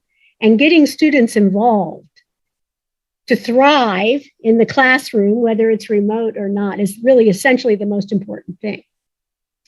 So the lines between distance education and face-to-face teaching for me have grown just even that much more thin because of the pandemic. Elaine, while you were talking, I was looking through the questions and we did miss one. It is, do you believe that the university is financially prepared to face the new investment challenges in technology related to this new way of working? So the finance part of it. The finance part. Okay, so one good thing about the finance part, as I mentioned before, is that it doesn't cost as much as it used to. It does still cost. But to be honest with you, the largest cost is should be in faculty preparation. And if you're not willing to make an investment there, you have no business being in remote teaching. If you're not willing to invest in faculty training, you have no business being in remote teaching or distance ed or whatever you want to call it. The technology is important too, and having resources for technology. But we made $100,000, which to Andrews is a significant amount, but not so overwhelming that we couldn't do it. We made $100,000 go a long way because technology is just more affordable. So yes, you have to train faculty. You can't stent there, but there are creative ways to make it more affordable. I do believe that technology budgets will grow some. Almost every university I have connections with has increased their technology budget. But like I've just told you, we're all saying there's a lot of stuff out there that isn't that expensive. But you do have to have a plan to train faculty and to encourage them to give you input on the kinds of tools you use to bring them along too. And Dr. Richard has another question. Do you have a certain number of students you admit in each online classroom? Prior to COVID, we do have a policy of 25 students, but I'm quite sure we are not following that. Yeah, we to be honest with you, we're still feeling the effects of COVID because of issues with visas and because of some of the waves in the US that you've seen, little places where COVID is still there. The biggest effect, though, has been on international students who haven't been able to get visas to come. And that's especially true for the seminary. So the federal government continues to allow us to offer remote classes for students who are on visas or trying to get visas. We will continue to do that too. And that means that we'll probably, at the end of all of this, if there ever is an end, reevaluate that class size again. We're not going to be the only ones doing that. Everybody will. There are a lot of changes coming in the US government as well, its attitude toward distance education. It used to be that there were differences in the federal government's attitude toward supporting students who were taking education. They supported students more who were doing face-to-face education than they would allow for distance education. Those rules are being changed right now, even as I speak, to flatten out the difference. And there are some universities that have already flattened out that difference and made it possible for students to go online for some courses, face-to-face for other courses, to have a flexible schedule. That's a trend that we're probably looking at here at Andrews too. We may not be quite there, but we are looking at it. Great, thank you so much. And again, thanks to the colleagues that you've already heard from, Dr. Luxton and Dr. Arthur at the beginning. Also, as we've heard from Dr. Thorpe and Dr. Lim and Dr. Vine, I think some of them will remain on. A few of them have other meetings to go to. I know there's some wonderful music to listen to, and then we'll have one final section with Dr. Bozeman, who we've been talking about a bit.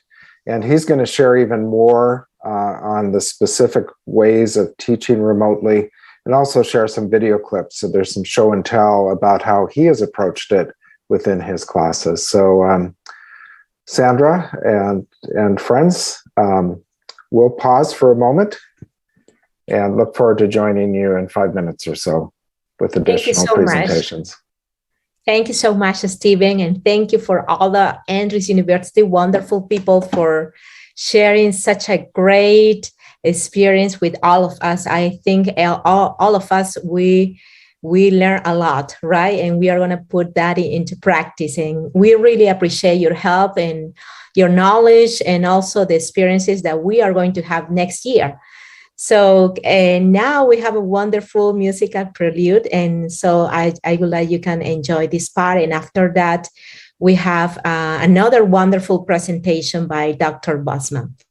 So enjoy this part. Thank you so much.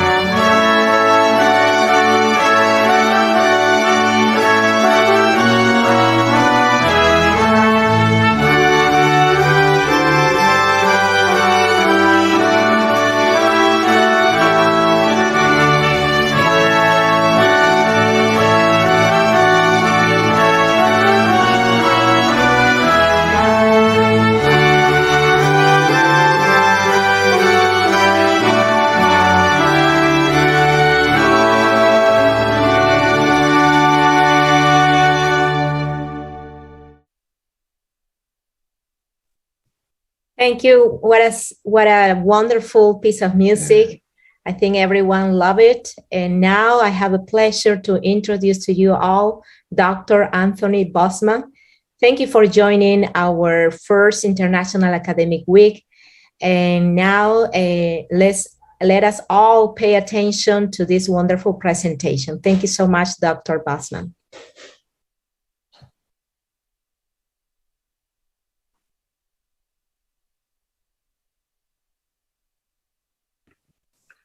Hello and welcome. Thank you so much for joining, and I'm excited to share with you some of the things I've been doing in my classes.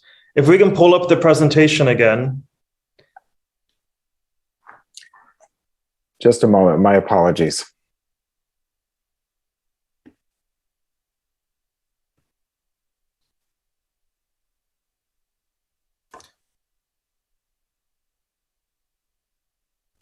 Great, and if we can advance to the next slide. Teaching during COVID and thinking about how we have to reinvent our classes was a little bit like trying to rebuild a plane while flying in it.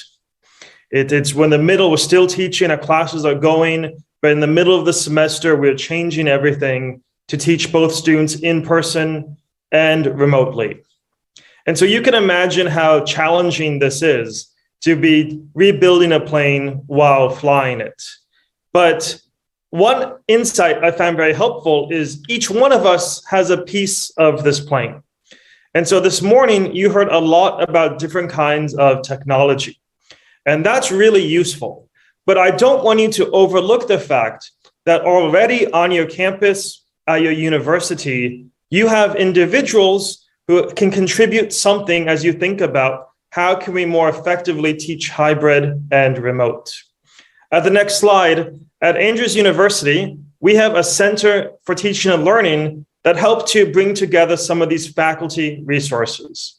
As was already highlighted, we have a number of faculty fellows. These were people who were kind of leading the way and thinking about how to innovate their classes. And so we tapped into those individuals to serve as mentors and give consultations to other faculty on campus to help spread ideas about what are you doing that works? What are some of the challenges that you're finding? What can we implement across campus? What are some different ways this might look? We also made available an innovative teaching grant, which was a small grant to help fund ideas people might have where they needed some kind of new resource for their classroom. And something we're doing now, which I find very valuable, is every week, our director for the Center of Teaching and Learning, Anaris, sends an email that just lists all the opportunities to get help that week. So if a faculty feels a little bit overwhelmed, trying to adjust to this new setting, trying to figure out how this works in the context of their specific class, every week they're reminded of, here's a list of resources. You can meet with someone to ask them about the questions you might have. There's a training coming up this week. These kinds of resources we send out.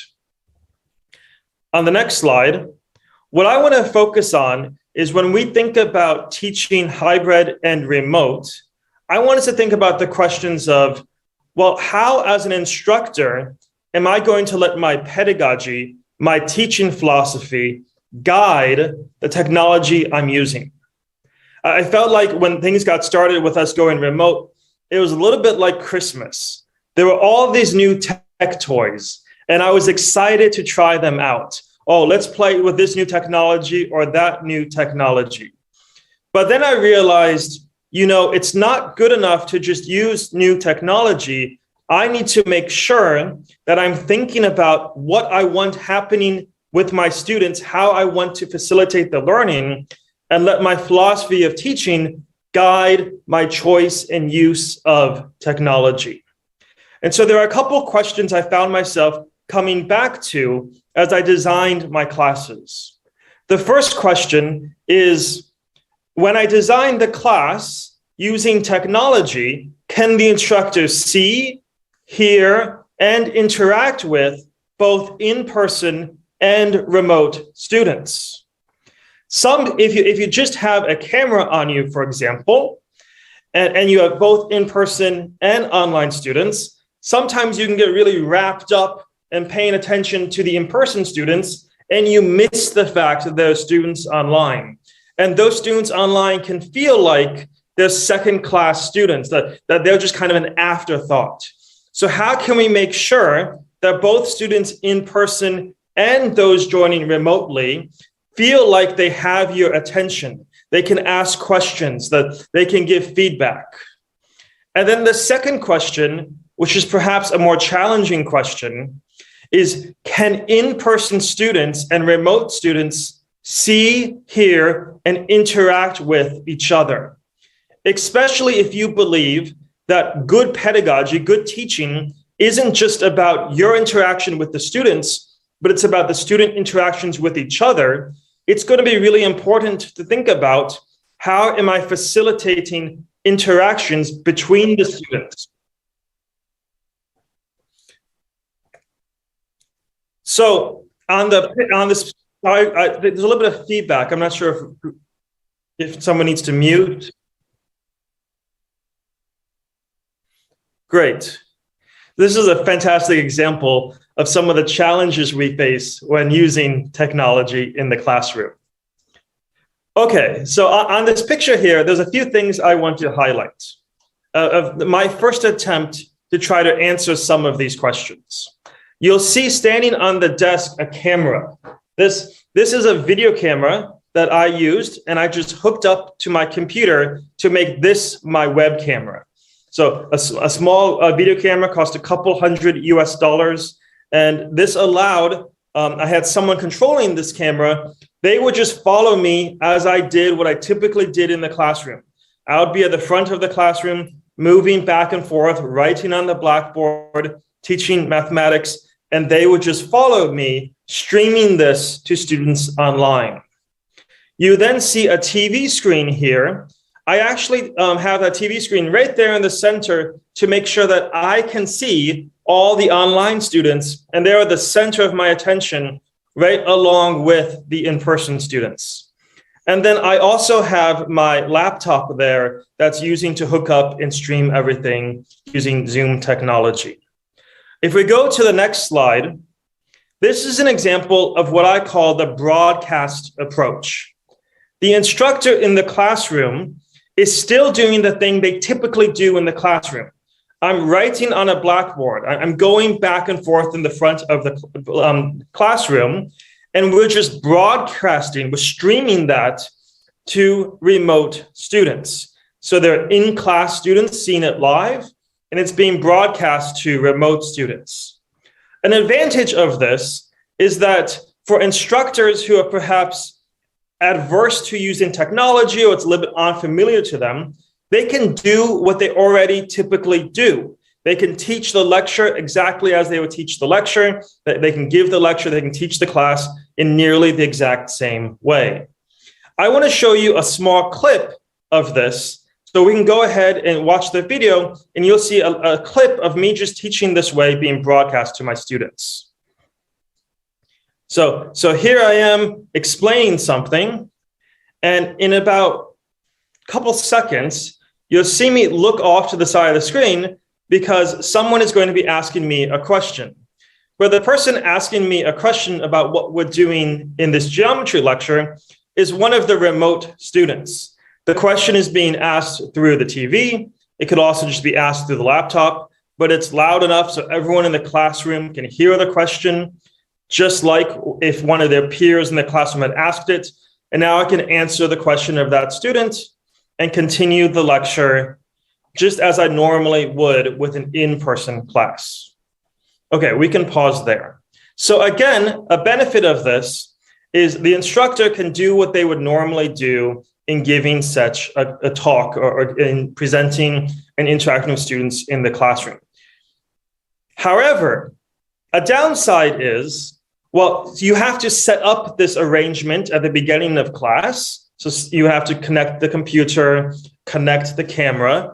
And in this particular arrangement, you need someone to control the camera to follow you as you give the lecture. We had student workers do this. So we had students who we paid to record and follow us during class time, but that creates an added expense. Okay, we can go to the next method. This next method is going to begin rethinking a little bit how we teach. Instead of me writing on the blackboard, I'm going to move now to writing on an iPad. And so I have my iPad here and an iPencil. There are several other tablets one might use, but I especially like the iPad. And what I do is I write on my iPad, but I have my iPad connected to Zoom. And so I have a cable connecting my iPad to Zoom so that what I write on my iPad is showing up on Zoom, just like the way this slide is showing up. And then I use a projector to project Zoom and the iPad onto the front of the classroom. Now, students in class can see what I'm writing on my iPad on Zoom, and students joining online can see what I'm writing. If I remain standing in front of my camera on my computer while doing this, then students online can see me and hear me talk clearly, whereas students who are in the classroom can also see me. A downside is it limits my mobility a little bit. I can't walk around the classroom as I like to. If I do, I'm no longer in the camera. You won't be able to see me. So it limits where I have to stand. And as you think about your teaching, you can think about, is it important that you're moving around? Is it important that you're able to interact with students physically in the classroom? If so, this approach might limit it. But it's nice because of its simplicity. I can write on my Zoom and it can just show up for the class to see. Compared to the previous one, as long as I'm standing right in front of my computer, audio should come through pretty clearly. You can hear me okay. In the previous example where I used a camera, I had to use some kind of microphone technology. So I'll be wearing a wireless microphone to make sure the audio came through clearly. When thinking about streaming, video is important, but often more important is audio. And that's the thing that's particularly challenging if you want to be walking around, is capturing your audio and transmitting that clearly. Let's look at one more method on the next slide. In addition to using an iPad or using broadcasting what's happening in the classroom, you might fundamentally rethink, wait a second, do I need to be giving all of this lecture live to students who are watching me in the moment I'm giving it? Can I instead pre-record some of this content? Two advantages to pre-recording some of your lecture is that one, once you pre-record it once, you can keep reusing it. So while at the beginning, it might be a lot of work to make those pre-recordings, you can then use them semester after semester, perhaps making some small updates, but having a core of content that you keep reusing. The second advantage is that if you have pre-recorded lecture as part of your class, then students in different time zones and who have different schedules will all be able to access the recording at a time that's available to them. So now I'm beginning to think, what do I do in the class that needs to be a live interaction with my students? And what am I doing that I can pre-record for them to watch at whatever time is convenient for them? If I am pre-recording some of my lecture content, that will then free up class time in order for me to do things like have interactive discussions and problem solving with my students. Let me give you a couple examples of this on the next slide. There are two ways you can easily pre-record. One is on an iPad or other tablets, there's a feature that lets you just automatically record everything you're drawing and doing on the iPad. So I'm going to show you a short video clip of something I pre-recorded on my iPad for one of my calculus classes.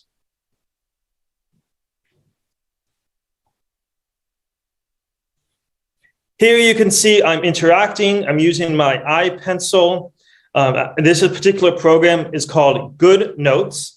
Good Notes is nice because it allows you to highlight and draw various things. And you can just write on the iPad and speak and pre-record and then upload that somewhere for students to watch. I now want to show you an example of something pre-recorded on Zoom.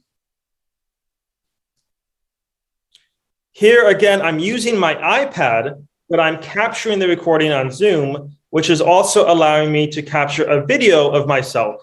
As if you recorded this right now, you have the video of me talking alongside the slide that I'm showing. So this is an example of me teaching a geometry class with some pre-recorded content. Okay, great. Let's go to the next slide.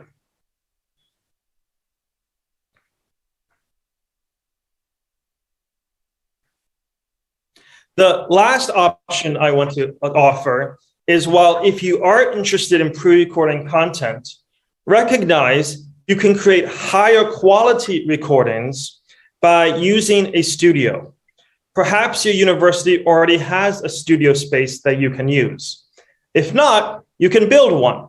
So I got some of my students together and we built a studio. Here's one of our recent graduates. He was an engineering student, so he was quite good at this, building a studio for us. On the next slide, you'll see a little picture of the studio. This is what's called a light board studio. So not a whiteboard, but a light board. And what it is, it's a way for me to stand behind a piece of glass and write on the glass to create really attractive recordings. Let me show you a small sample of what the final product looks like. Here again, it's a calculus example. I'm going through an optimization problem, but you can create these recordings and students find them very attractive and engaging. Now, this takes a lot more time than if I was just writing on an iPad and recording it, but I believe it's a higher quality product that students enjoy more. And if I'm going to keep reusing it every semester, then maybe it's worth that initial investment of time to record a high quality recording such as this.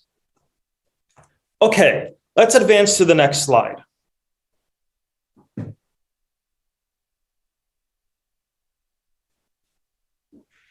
If you're going to think about pre-recording content, students report the highest satisfaction when the recordings are kept short. It's very tempting to think, I have my hour-long lecture, let me just give an hour-long lecture and record it. But when you go to YouTube and you're looking at videos that you're thinking about watching, you probably never click on the hour-long video, right? Students are the same way. And so a best practice is to break up your videos recording so that they are short segments, 5 to 10 minutes, each one containing one key idea. You can just record the whole hour, but students often find it more engaging when they're short. Students can watch 1 or 2, come back, watch 1 or 2 more. And when they want to review an idea, they know which video to click on. This also often helps your teaching. Breaking up ideas into short 5 or 10 minute segments is a more effective way often to communicate with our students. If we advance to the next slide. Okay, suppose you have rethought this, that I'm going to pre-record some of my content. Then what do I do when I meet with my students? There are lots of things you can do, but it's particularly a great time to answer questions, to have discussion. Perhaps you pre-recorded some short lecture where you introduced some ideas, and then students come to class and you discuss those ideas together. Or you can have various problem-solving tasks, particularly in the sciences. In Zoom, the breakout feature is a really nice way to help students interact with each other. This is going back to that question of, we don't want just students to interact with the instructor, but also with each other. And so if you send students into small groups using something like breakout rooms, you can have students in groups of 3, 4, or 5 discuss some kind of question or issue. And I find it works best when there's some task for students to be completing in these discussion groups. It makes sure that they stay on task. For example, you could create a simple form using Google Form where students have to discuss something and then fill in the form talking about what they discussed. Or maybe it's some science problem they have to solve. And then as the instructor, you can jump between the different groups to see how's their discussion progressing and are they solving the problem well, or do they need some hint and help? On the next slide, this is part of a philosophy of rethinking student engagement from just being students interacting with each other on campus to how can we help students interact with each other online as well. When we think about our class, we should think, what parts of the class are just me communicating information? Because maybe that can be pre-recorded. Maybe that doesn't need to be live. And then which parts of the class are interaction heavy, or about me interacting with my students and having my students interact with each other? Because those are parts of the class that can be done live when you all meet together in person or remotely. Let me give you an example of what this looks like on the next slide. I like to have my students solve problems in small groups. So on the left, I have a group of students who are thinking about a calculus problem, working on it together on a physical whiteboard in the classroom. They take turns writing down the solution. I'm able to stand in the middle of the room, see how they're all doing, move from group to group, and help them along as they're working through the problem. What does this look like for online students who can't physically stand around a whiteboard? Well, instead, I've started using virtual whiteboards, spaces where students can meet together online, like pictured on the right, and solve a problem. They're able to type in math and draw and write on it together, where all the different students can write on this virtual whiteboard. There are lots of different options for virtual whiteboards.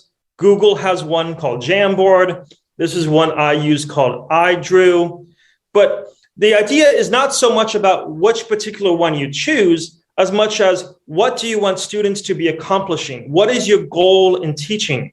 I wanted a space where students would be able to solve this kind of math problem together. And so that guided my choice of which virtual environment I created for them. So on Zoom, I have my students go into small breakout rooms, and then each breakout room works on one of these virtual whiteboards, and I'm able to move between the groups to check how they are doing. Let's advance to the next slide.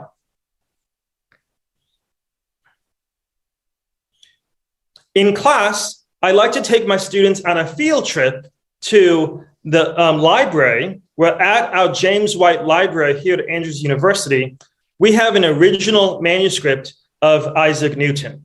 And so I take my calculus students to the library to see this handwritten manuscript of Isaac Newton.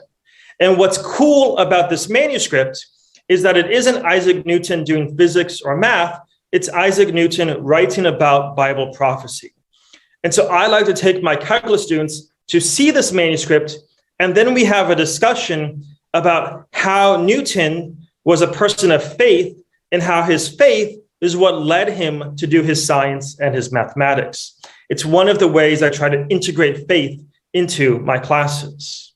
How can you do that with online students when you can't physically bring them to show them the thing you want to show them? How can you foster a discussion like that? What I do with my online students is I've created a small 15-minute video explaining, showing them the document, talking about some of the history around it, talking about Isaac Newton and the role that his faith played in his science and in his mathematics. And then I have my online students do an online discussion where they're able to comment, give their feedback, respond to other people. I could have them do this discussion live together using breakout rooms, but I have them do this particular discussion asynchronously. that is on their own schedule.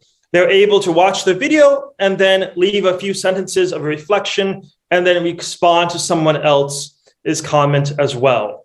And so this is an example of I moved it entirely online, asynchronous. They don't have to be together for this discussion, but it's a discussion that takes place over the course of a few days online. If we advance to the next slide. So let me share a couple final thoughts. The first is you can just broadcast what you're doing in the classroom.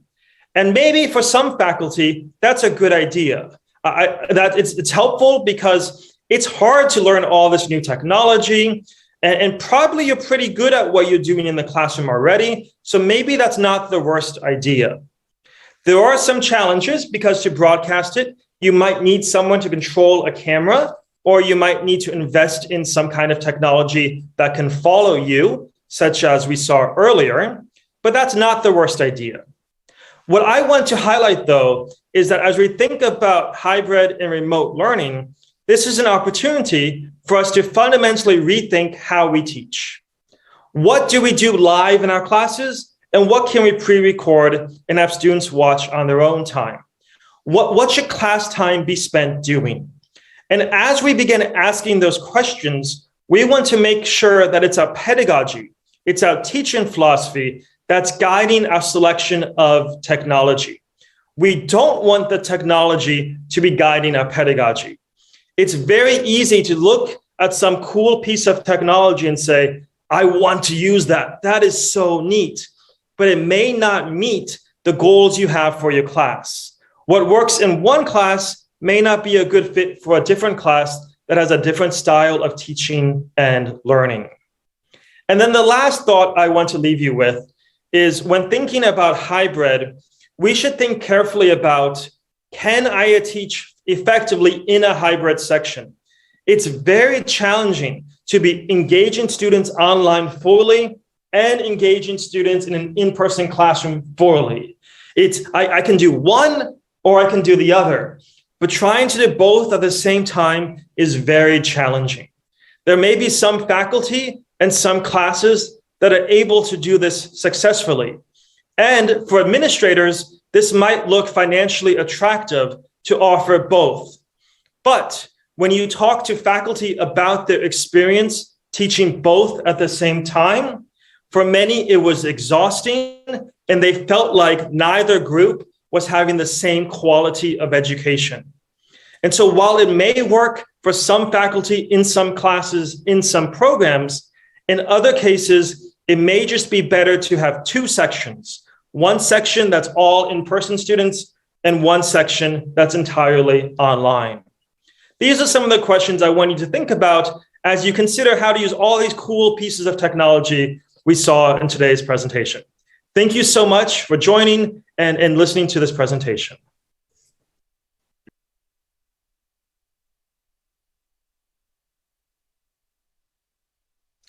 Thank you so much, Dr. Bozeman, and to all of our colleagues. A few of our colleagues from Andrews have had to slip away, but I think we've got about 10 minutes or so right at the end here to either answer questions that are shared in the chat or even just asked out loud.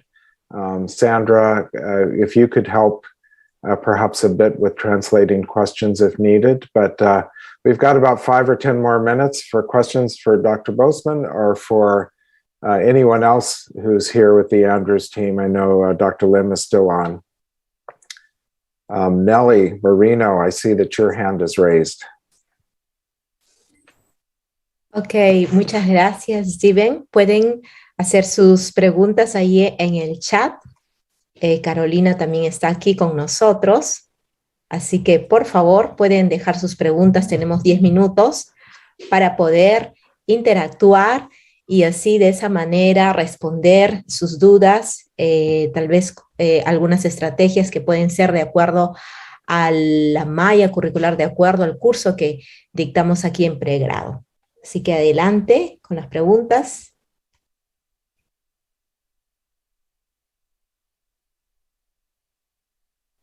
Nelly Moreno me parece que tiene una pregunta. Si por favor lo pueden escribir aquí en el chat para que nosotros así podamos leerlo. Ok.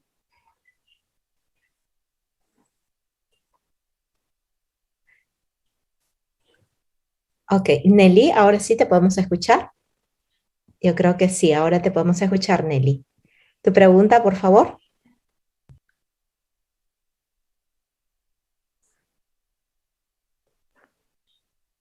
Yo creo que estas dos exposiciones han sido muy enriquecedoras para todos los oyentes. Y aquí está la pregunta, ¿no?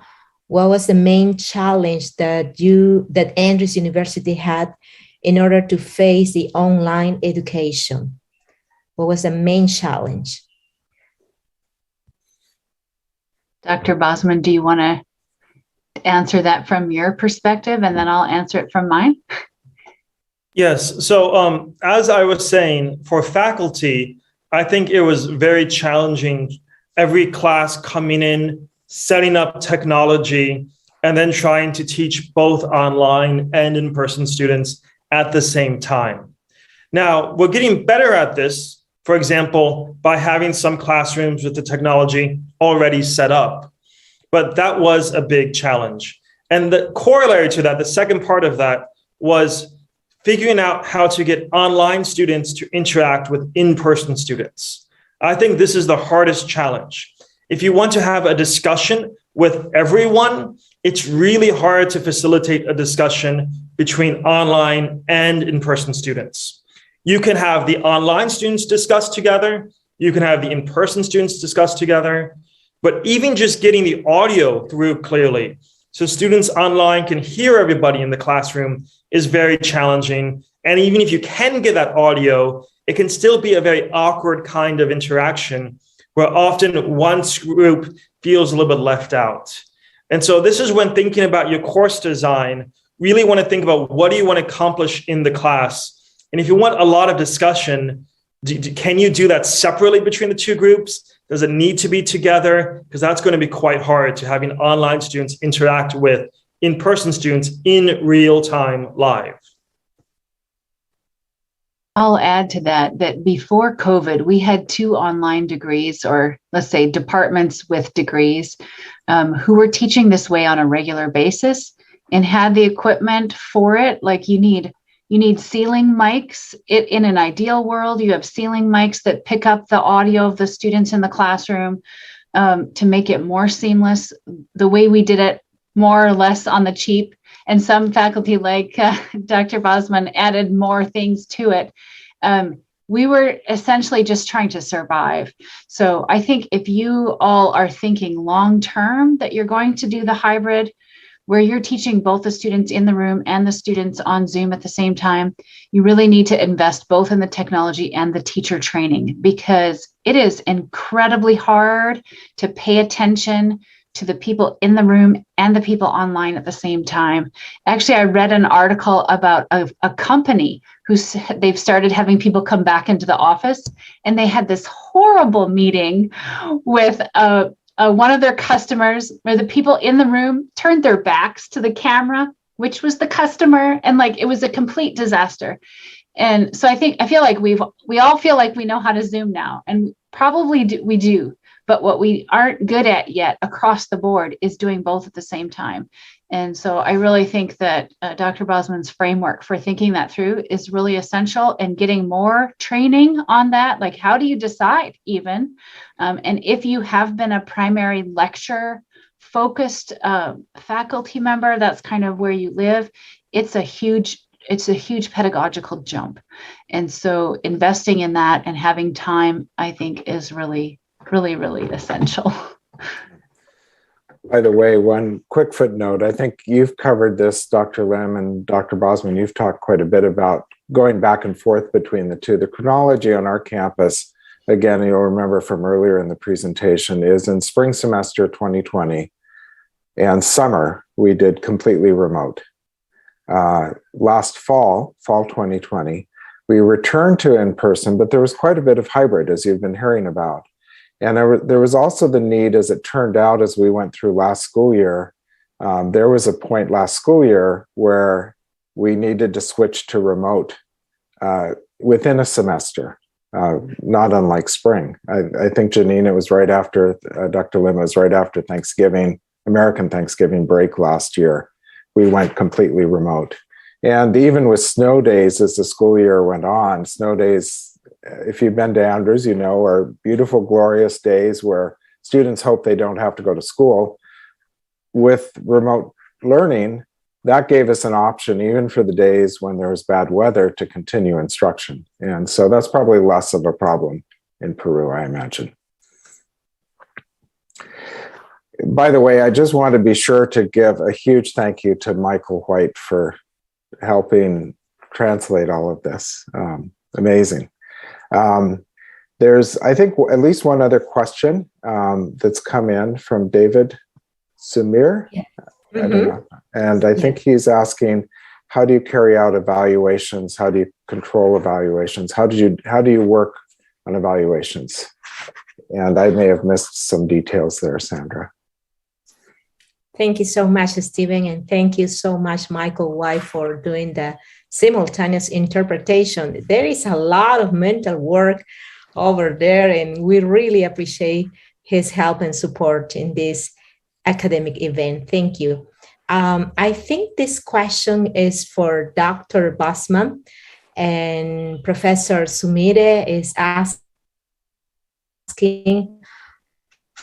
how's the assessment in calculus class? How did you proctor the students? And if you have any experience that you would like to share with us, that would be very nice. Yes, this is a great question. So thank you for it. First, I'll say, because I have students in my class watch videos before they come to class, it's important for me to know they actually watched those videos and engage with the content. And so what I have is they do an online quiz, a very simple quiz, just to make sure they watch the video. They'll ask some very basic questions. And I give them unlimited attempts on this quiz. They can try it more than once, but it's just an integrity check to make sure that they actually did do the videos before they come to class. In class, I'm moving between the groups, watching what they're doing. So I'm not giving them a grade for what they do during class time, but I am making sure that everybody is engaged and the group is participating. After class, we have two different ways where students do their homework assignments. One way is they just write it like regular on a piece of paper, and they scan it and they upload a PDF document of their homework. We use that in some of our classes. And then when the students are online, and in other classes, we have students use homework through an online system where they have to be working through these things. Now, you might be concerned, what if the student is cheating on their homework? This is always a concern, even with in-person students. Maybe they go home and they have their friend do the homework for them. So for those students, one way we check this is we have proctored exams. Now, there is some technology that will automate this for you, but we have stayed away from that technology. There's a lot of criticism of this technology, of some of the shortcomings. And so we have a human proctor the exam. Students log into Zoom. We have them with their web camera show us around their space to make sure they don't have some notes off to the side or a friend to help them. So over Zoom, they show us the space, and then we're able to pray with them, and we watch them as they take the exam. It's possible that when we first went remote, there were some integrity issues where some students were probably cheating. There's some evidence based on some grades that I think that may have been happening. But as we've been doing this more and more, I think we're getting better at this. And I think students, there's fewer issues like that. And so by proctoring via Zoom, this works. However, we have also been encouraging faculty to think about what are alternatives to exams that you can use. Does it have to be a typical written exam, Or can you do something instead, like a final project? In one of my classes, I even had my students make little videos where they explained math concepts. And that's quite nice, because then I get to see that they really understand, because they have to give the explanation on the video.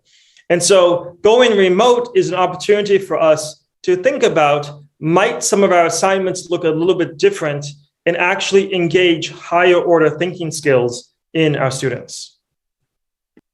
I'll just add really quickly, I think we might be running out of time here, but in the online world, for us in the US to be able to give financial aid, we have to verify the identity of the student. And we do that in one of two ways, with a proctored exam or with a Zoom, something on Zoom that is tied to their grade. So some kind of assessment, maybe student presentations and so on. So we can verify that the student who's taking the class is the student doing the work. We also use Turnitin for our plagiarism checking. And we also recommend faculty have timing on quizzes, as well as randomized questions, or especially in math, you can present different numbers. So each student gets the same question, but different numbers for it. So all of these methods, we use a combination of to take care of our academic integrity and verification of student identity. Thank you so much, Janine, for answering that question. And I think we have the last question that is from Professor Medina. And he has 3 questions in one. I don't know who would like to answer this question, but basically this is the question. Did you guys have to implement the technological changes gradually? What was the teaching experience to increase technological elements in their classes?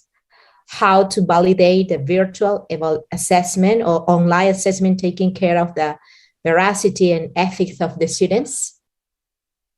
I think we took care of the last part of it. Maybe I'll just say, like, big picture, we have, we had the March 2020 phase, then we had summer 2022 prepping, and now we're growing from there. And over time, all the remote activity is going to move under the School of Distance Education as for all of our processes for our online education. So there's lots of transition happening. So you could definitely say it's gradual. And then maybe, Anthony, you want to speak to the teaching experience, because I'm pretty sure you also changed the technology over time. I remember when we first went entirely remote, I thought to myself, great, I'm going to have so much free time to do research because all the students are gone and I just have to log into Zoom a couple times a day to teach them. This was not true at all. I spent so much time thinking about technology, trying to use different kinds of technology. And so, yes, it's best to do it gradually. You don't want to try to maybe record everything for a class and in 1 week and try and redesign the class entirely. Doing small steps is useful. And also for anyone who's an administrator, thinking about how can we make sure that we free up enough time for our faculty to do these kinds of things. If they're trying to make one of the classes remote, maybe they're going to need some extra time and recognition that's going to take a lot of energy to do that. I think that's one of the areas where, the policies of online education really need to be applied to distance education or to remote, because we've been, essentially doing this on top of everything else, when typically there's, some course development time or contract that goes with it. Or in some of our colleges, at least 2 at Andrews, when you're hired, you're going to have to teach online, and there isn't extra time for it, but you're prepared, right? So the preparation piece is something we all have to wrestle with long term. Excellent. Thank you so much. I know we have gone a bit past our time, Sandra, our apologies. I've just put in the chat, by the way, my email address. I probably won't know the answers, but I know the people who do. And you'll see that in there. And what I'll do, and I'll ask my colleagues here for their permission, is when I share the PDF of today's presentation with all of the links that have been mentioned, some of the new information that's been shared throughout the presentation, I'll connect with the colleagues you've heard from today, and if they're comfortable, I'll include their email addresses as well for some follow-up questions. And so anyway, we're very grateful to have been able to join you today for this great first International Week. And again, Sandra, Michael, and everyone there in Peru, we're grateful to be colleagues together on this important journey. Thank you so much, Stephen. We are the ones who really appreciate all your hard work and also for helping us to connect with all the faculty, Andrews University faculty. And thank you so much. We are grateful for Dr. Anthony Bosman, Dr. Janine Lim, and all the wonderful people from Berrien Springs, Michigan. And now we are about to finish this event, this second discussion. Ahora sí voy a invitar al doctor Tito Goicoechea. Él tiene unas palabras de agradecimiento. Tenemos ahí el botón para poder, también en los canales de YouTube, para poder... Que también queremos unirnos al agradecimiento a todos ustedes, apreciados maestros de la Universidad de Andrews. Gracias por haber compartido con nosotros estas experiencias que son muy valiosas. Aquí en la plataforma Zoom están muchos de nuestros docentes, los cuales han recibido estas experiencias y seguiremos adelante para poder aplicarlos. También queremos agradecer a todos nuestros oyentes del Facebook, del YouTube, que asimismo se han unido para poder escuchar estas experiencias maravillosas. Queremos invitar a los docentes aquí presentes, queremos invitar a los que nos siguen en las redes, que el día de mañana, a las 9 de la mañana, tenemos otro conversatorio con una experiencia de la enseñanza híbrida en la Universidad de Montemorelos, México. Estará la doctora Raquel Cornichú con todo su equipo y también apreciados amigos de Andrews University están invitados a las 9 de la mañana a participar de estas experiencias. Muchas gracias una vez más y Dios nos bendiga. Thank you, everyone. God bless. Thank you. Ahora sí quedamos despedidos y internamente vamos a tener una foto oficial. Invitamos a todos los profesores, a todo el personal académico, a los académicos de prender sus cámaras. Vamos a tener una foto oficial. No se le escucha, no se le escucha. Ok, estamos pidiendo a todos de prender sus cámaras y vamos a tener una foto oficial. Muchas gracias. Thank you so much, Andrews University, for joining to this wonderful first International Academic Week. And we did learn a lot. And I think that is part of our goal here in our institution as well. Vamos a pedir entonces que podamos tener la foto oficial. Invitamos a todos a prender su cámara.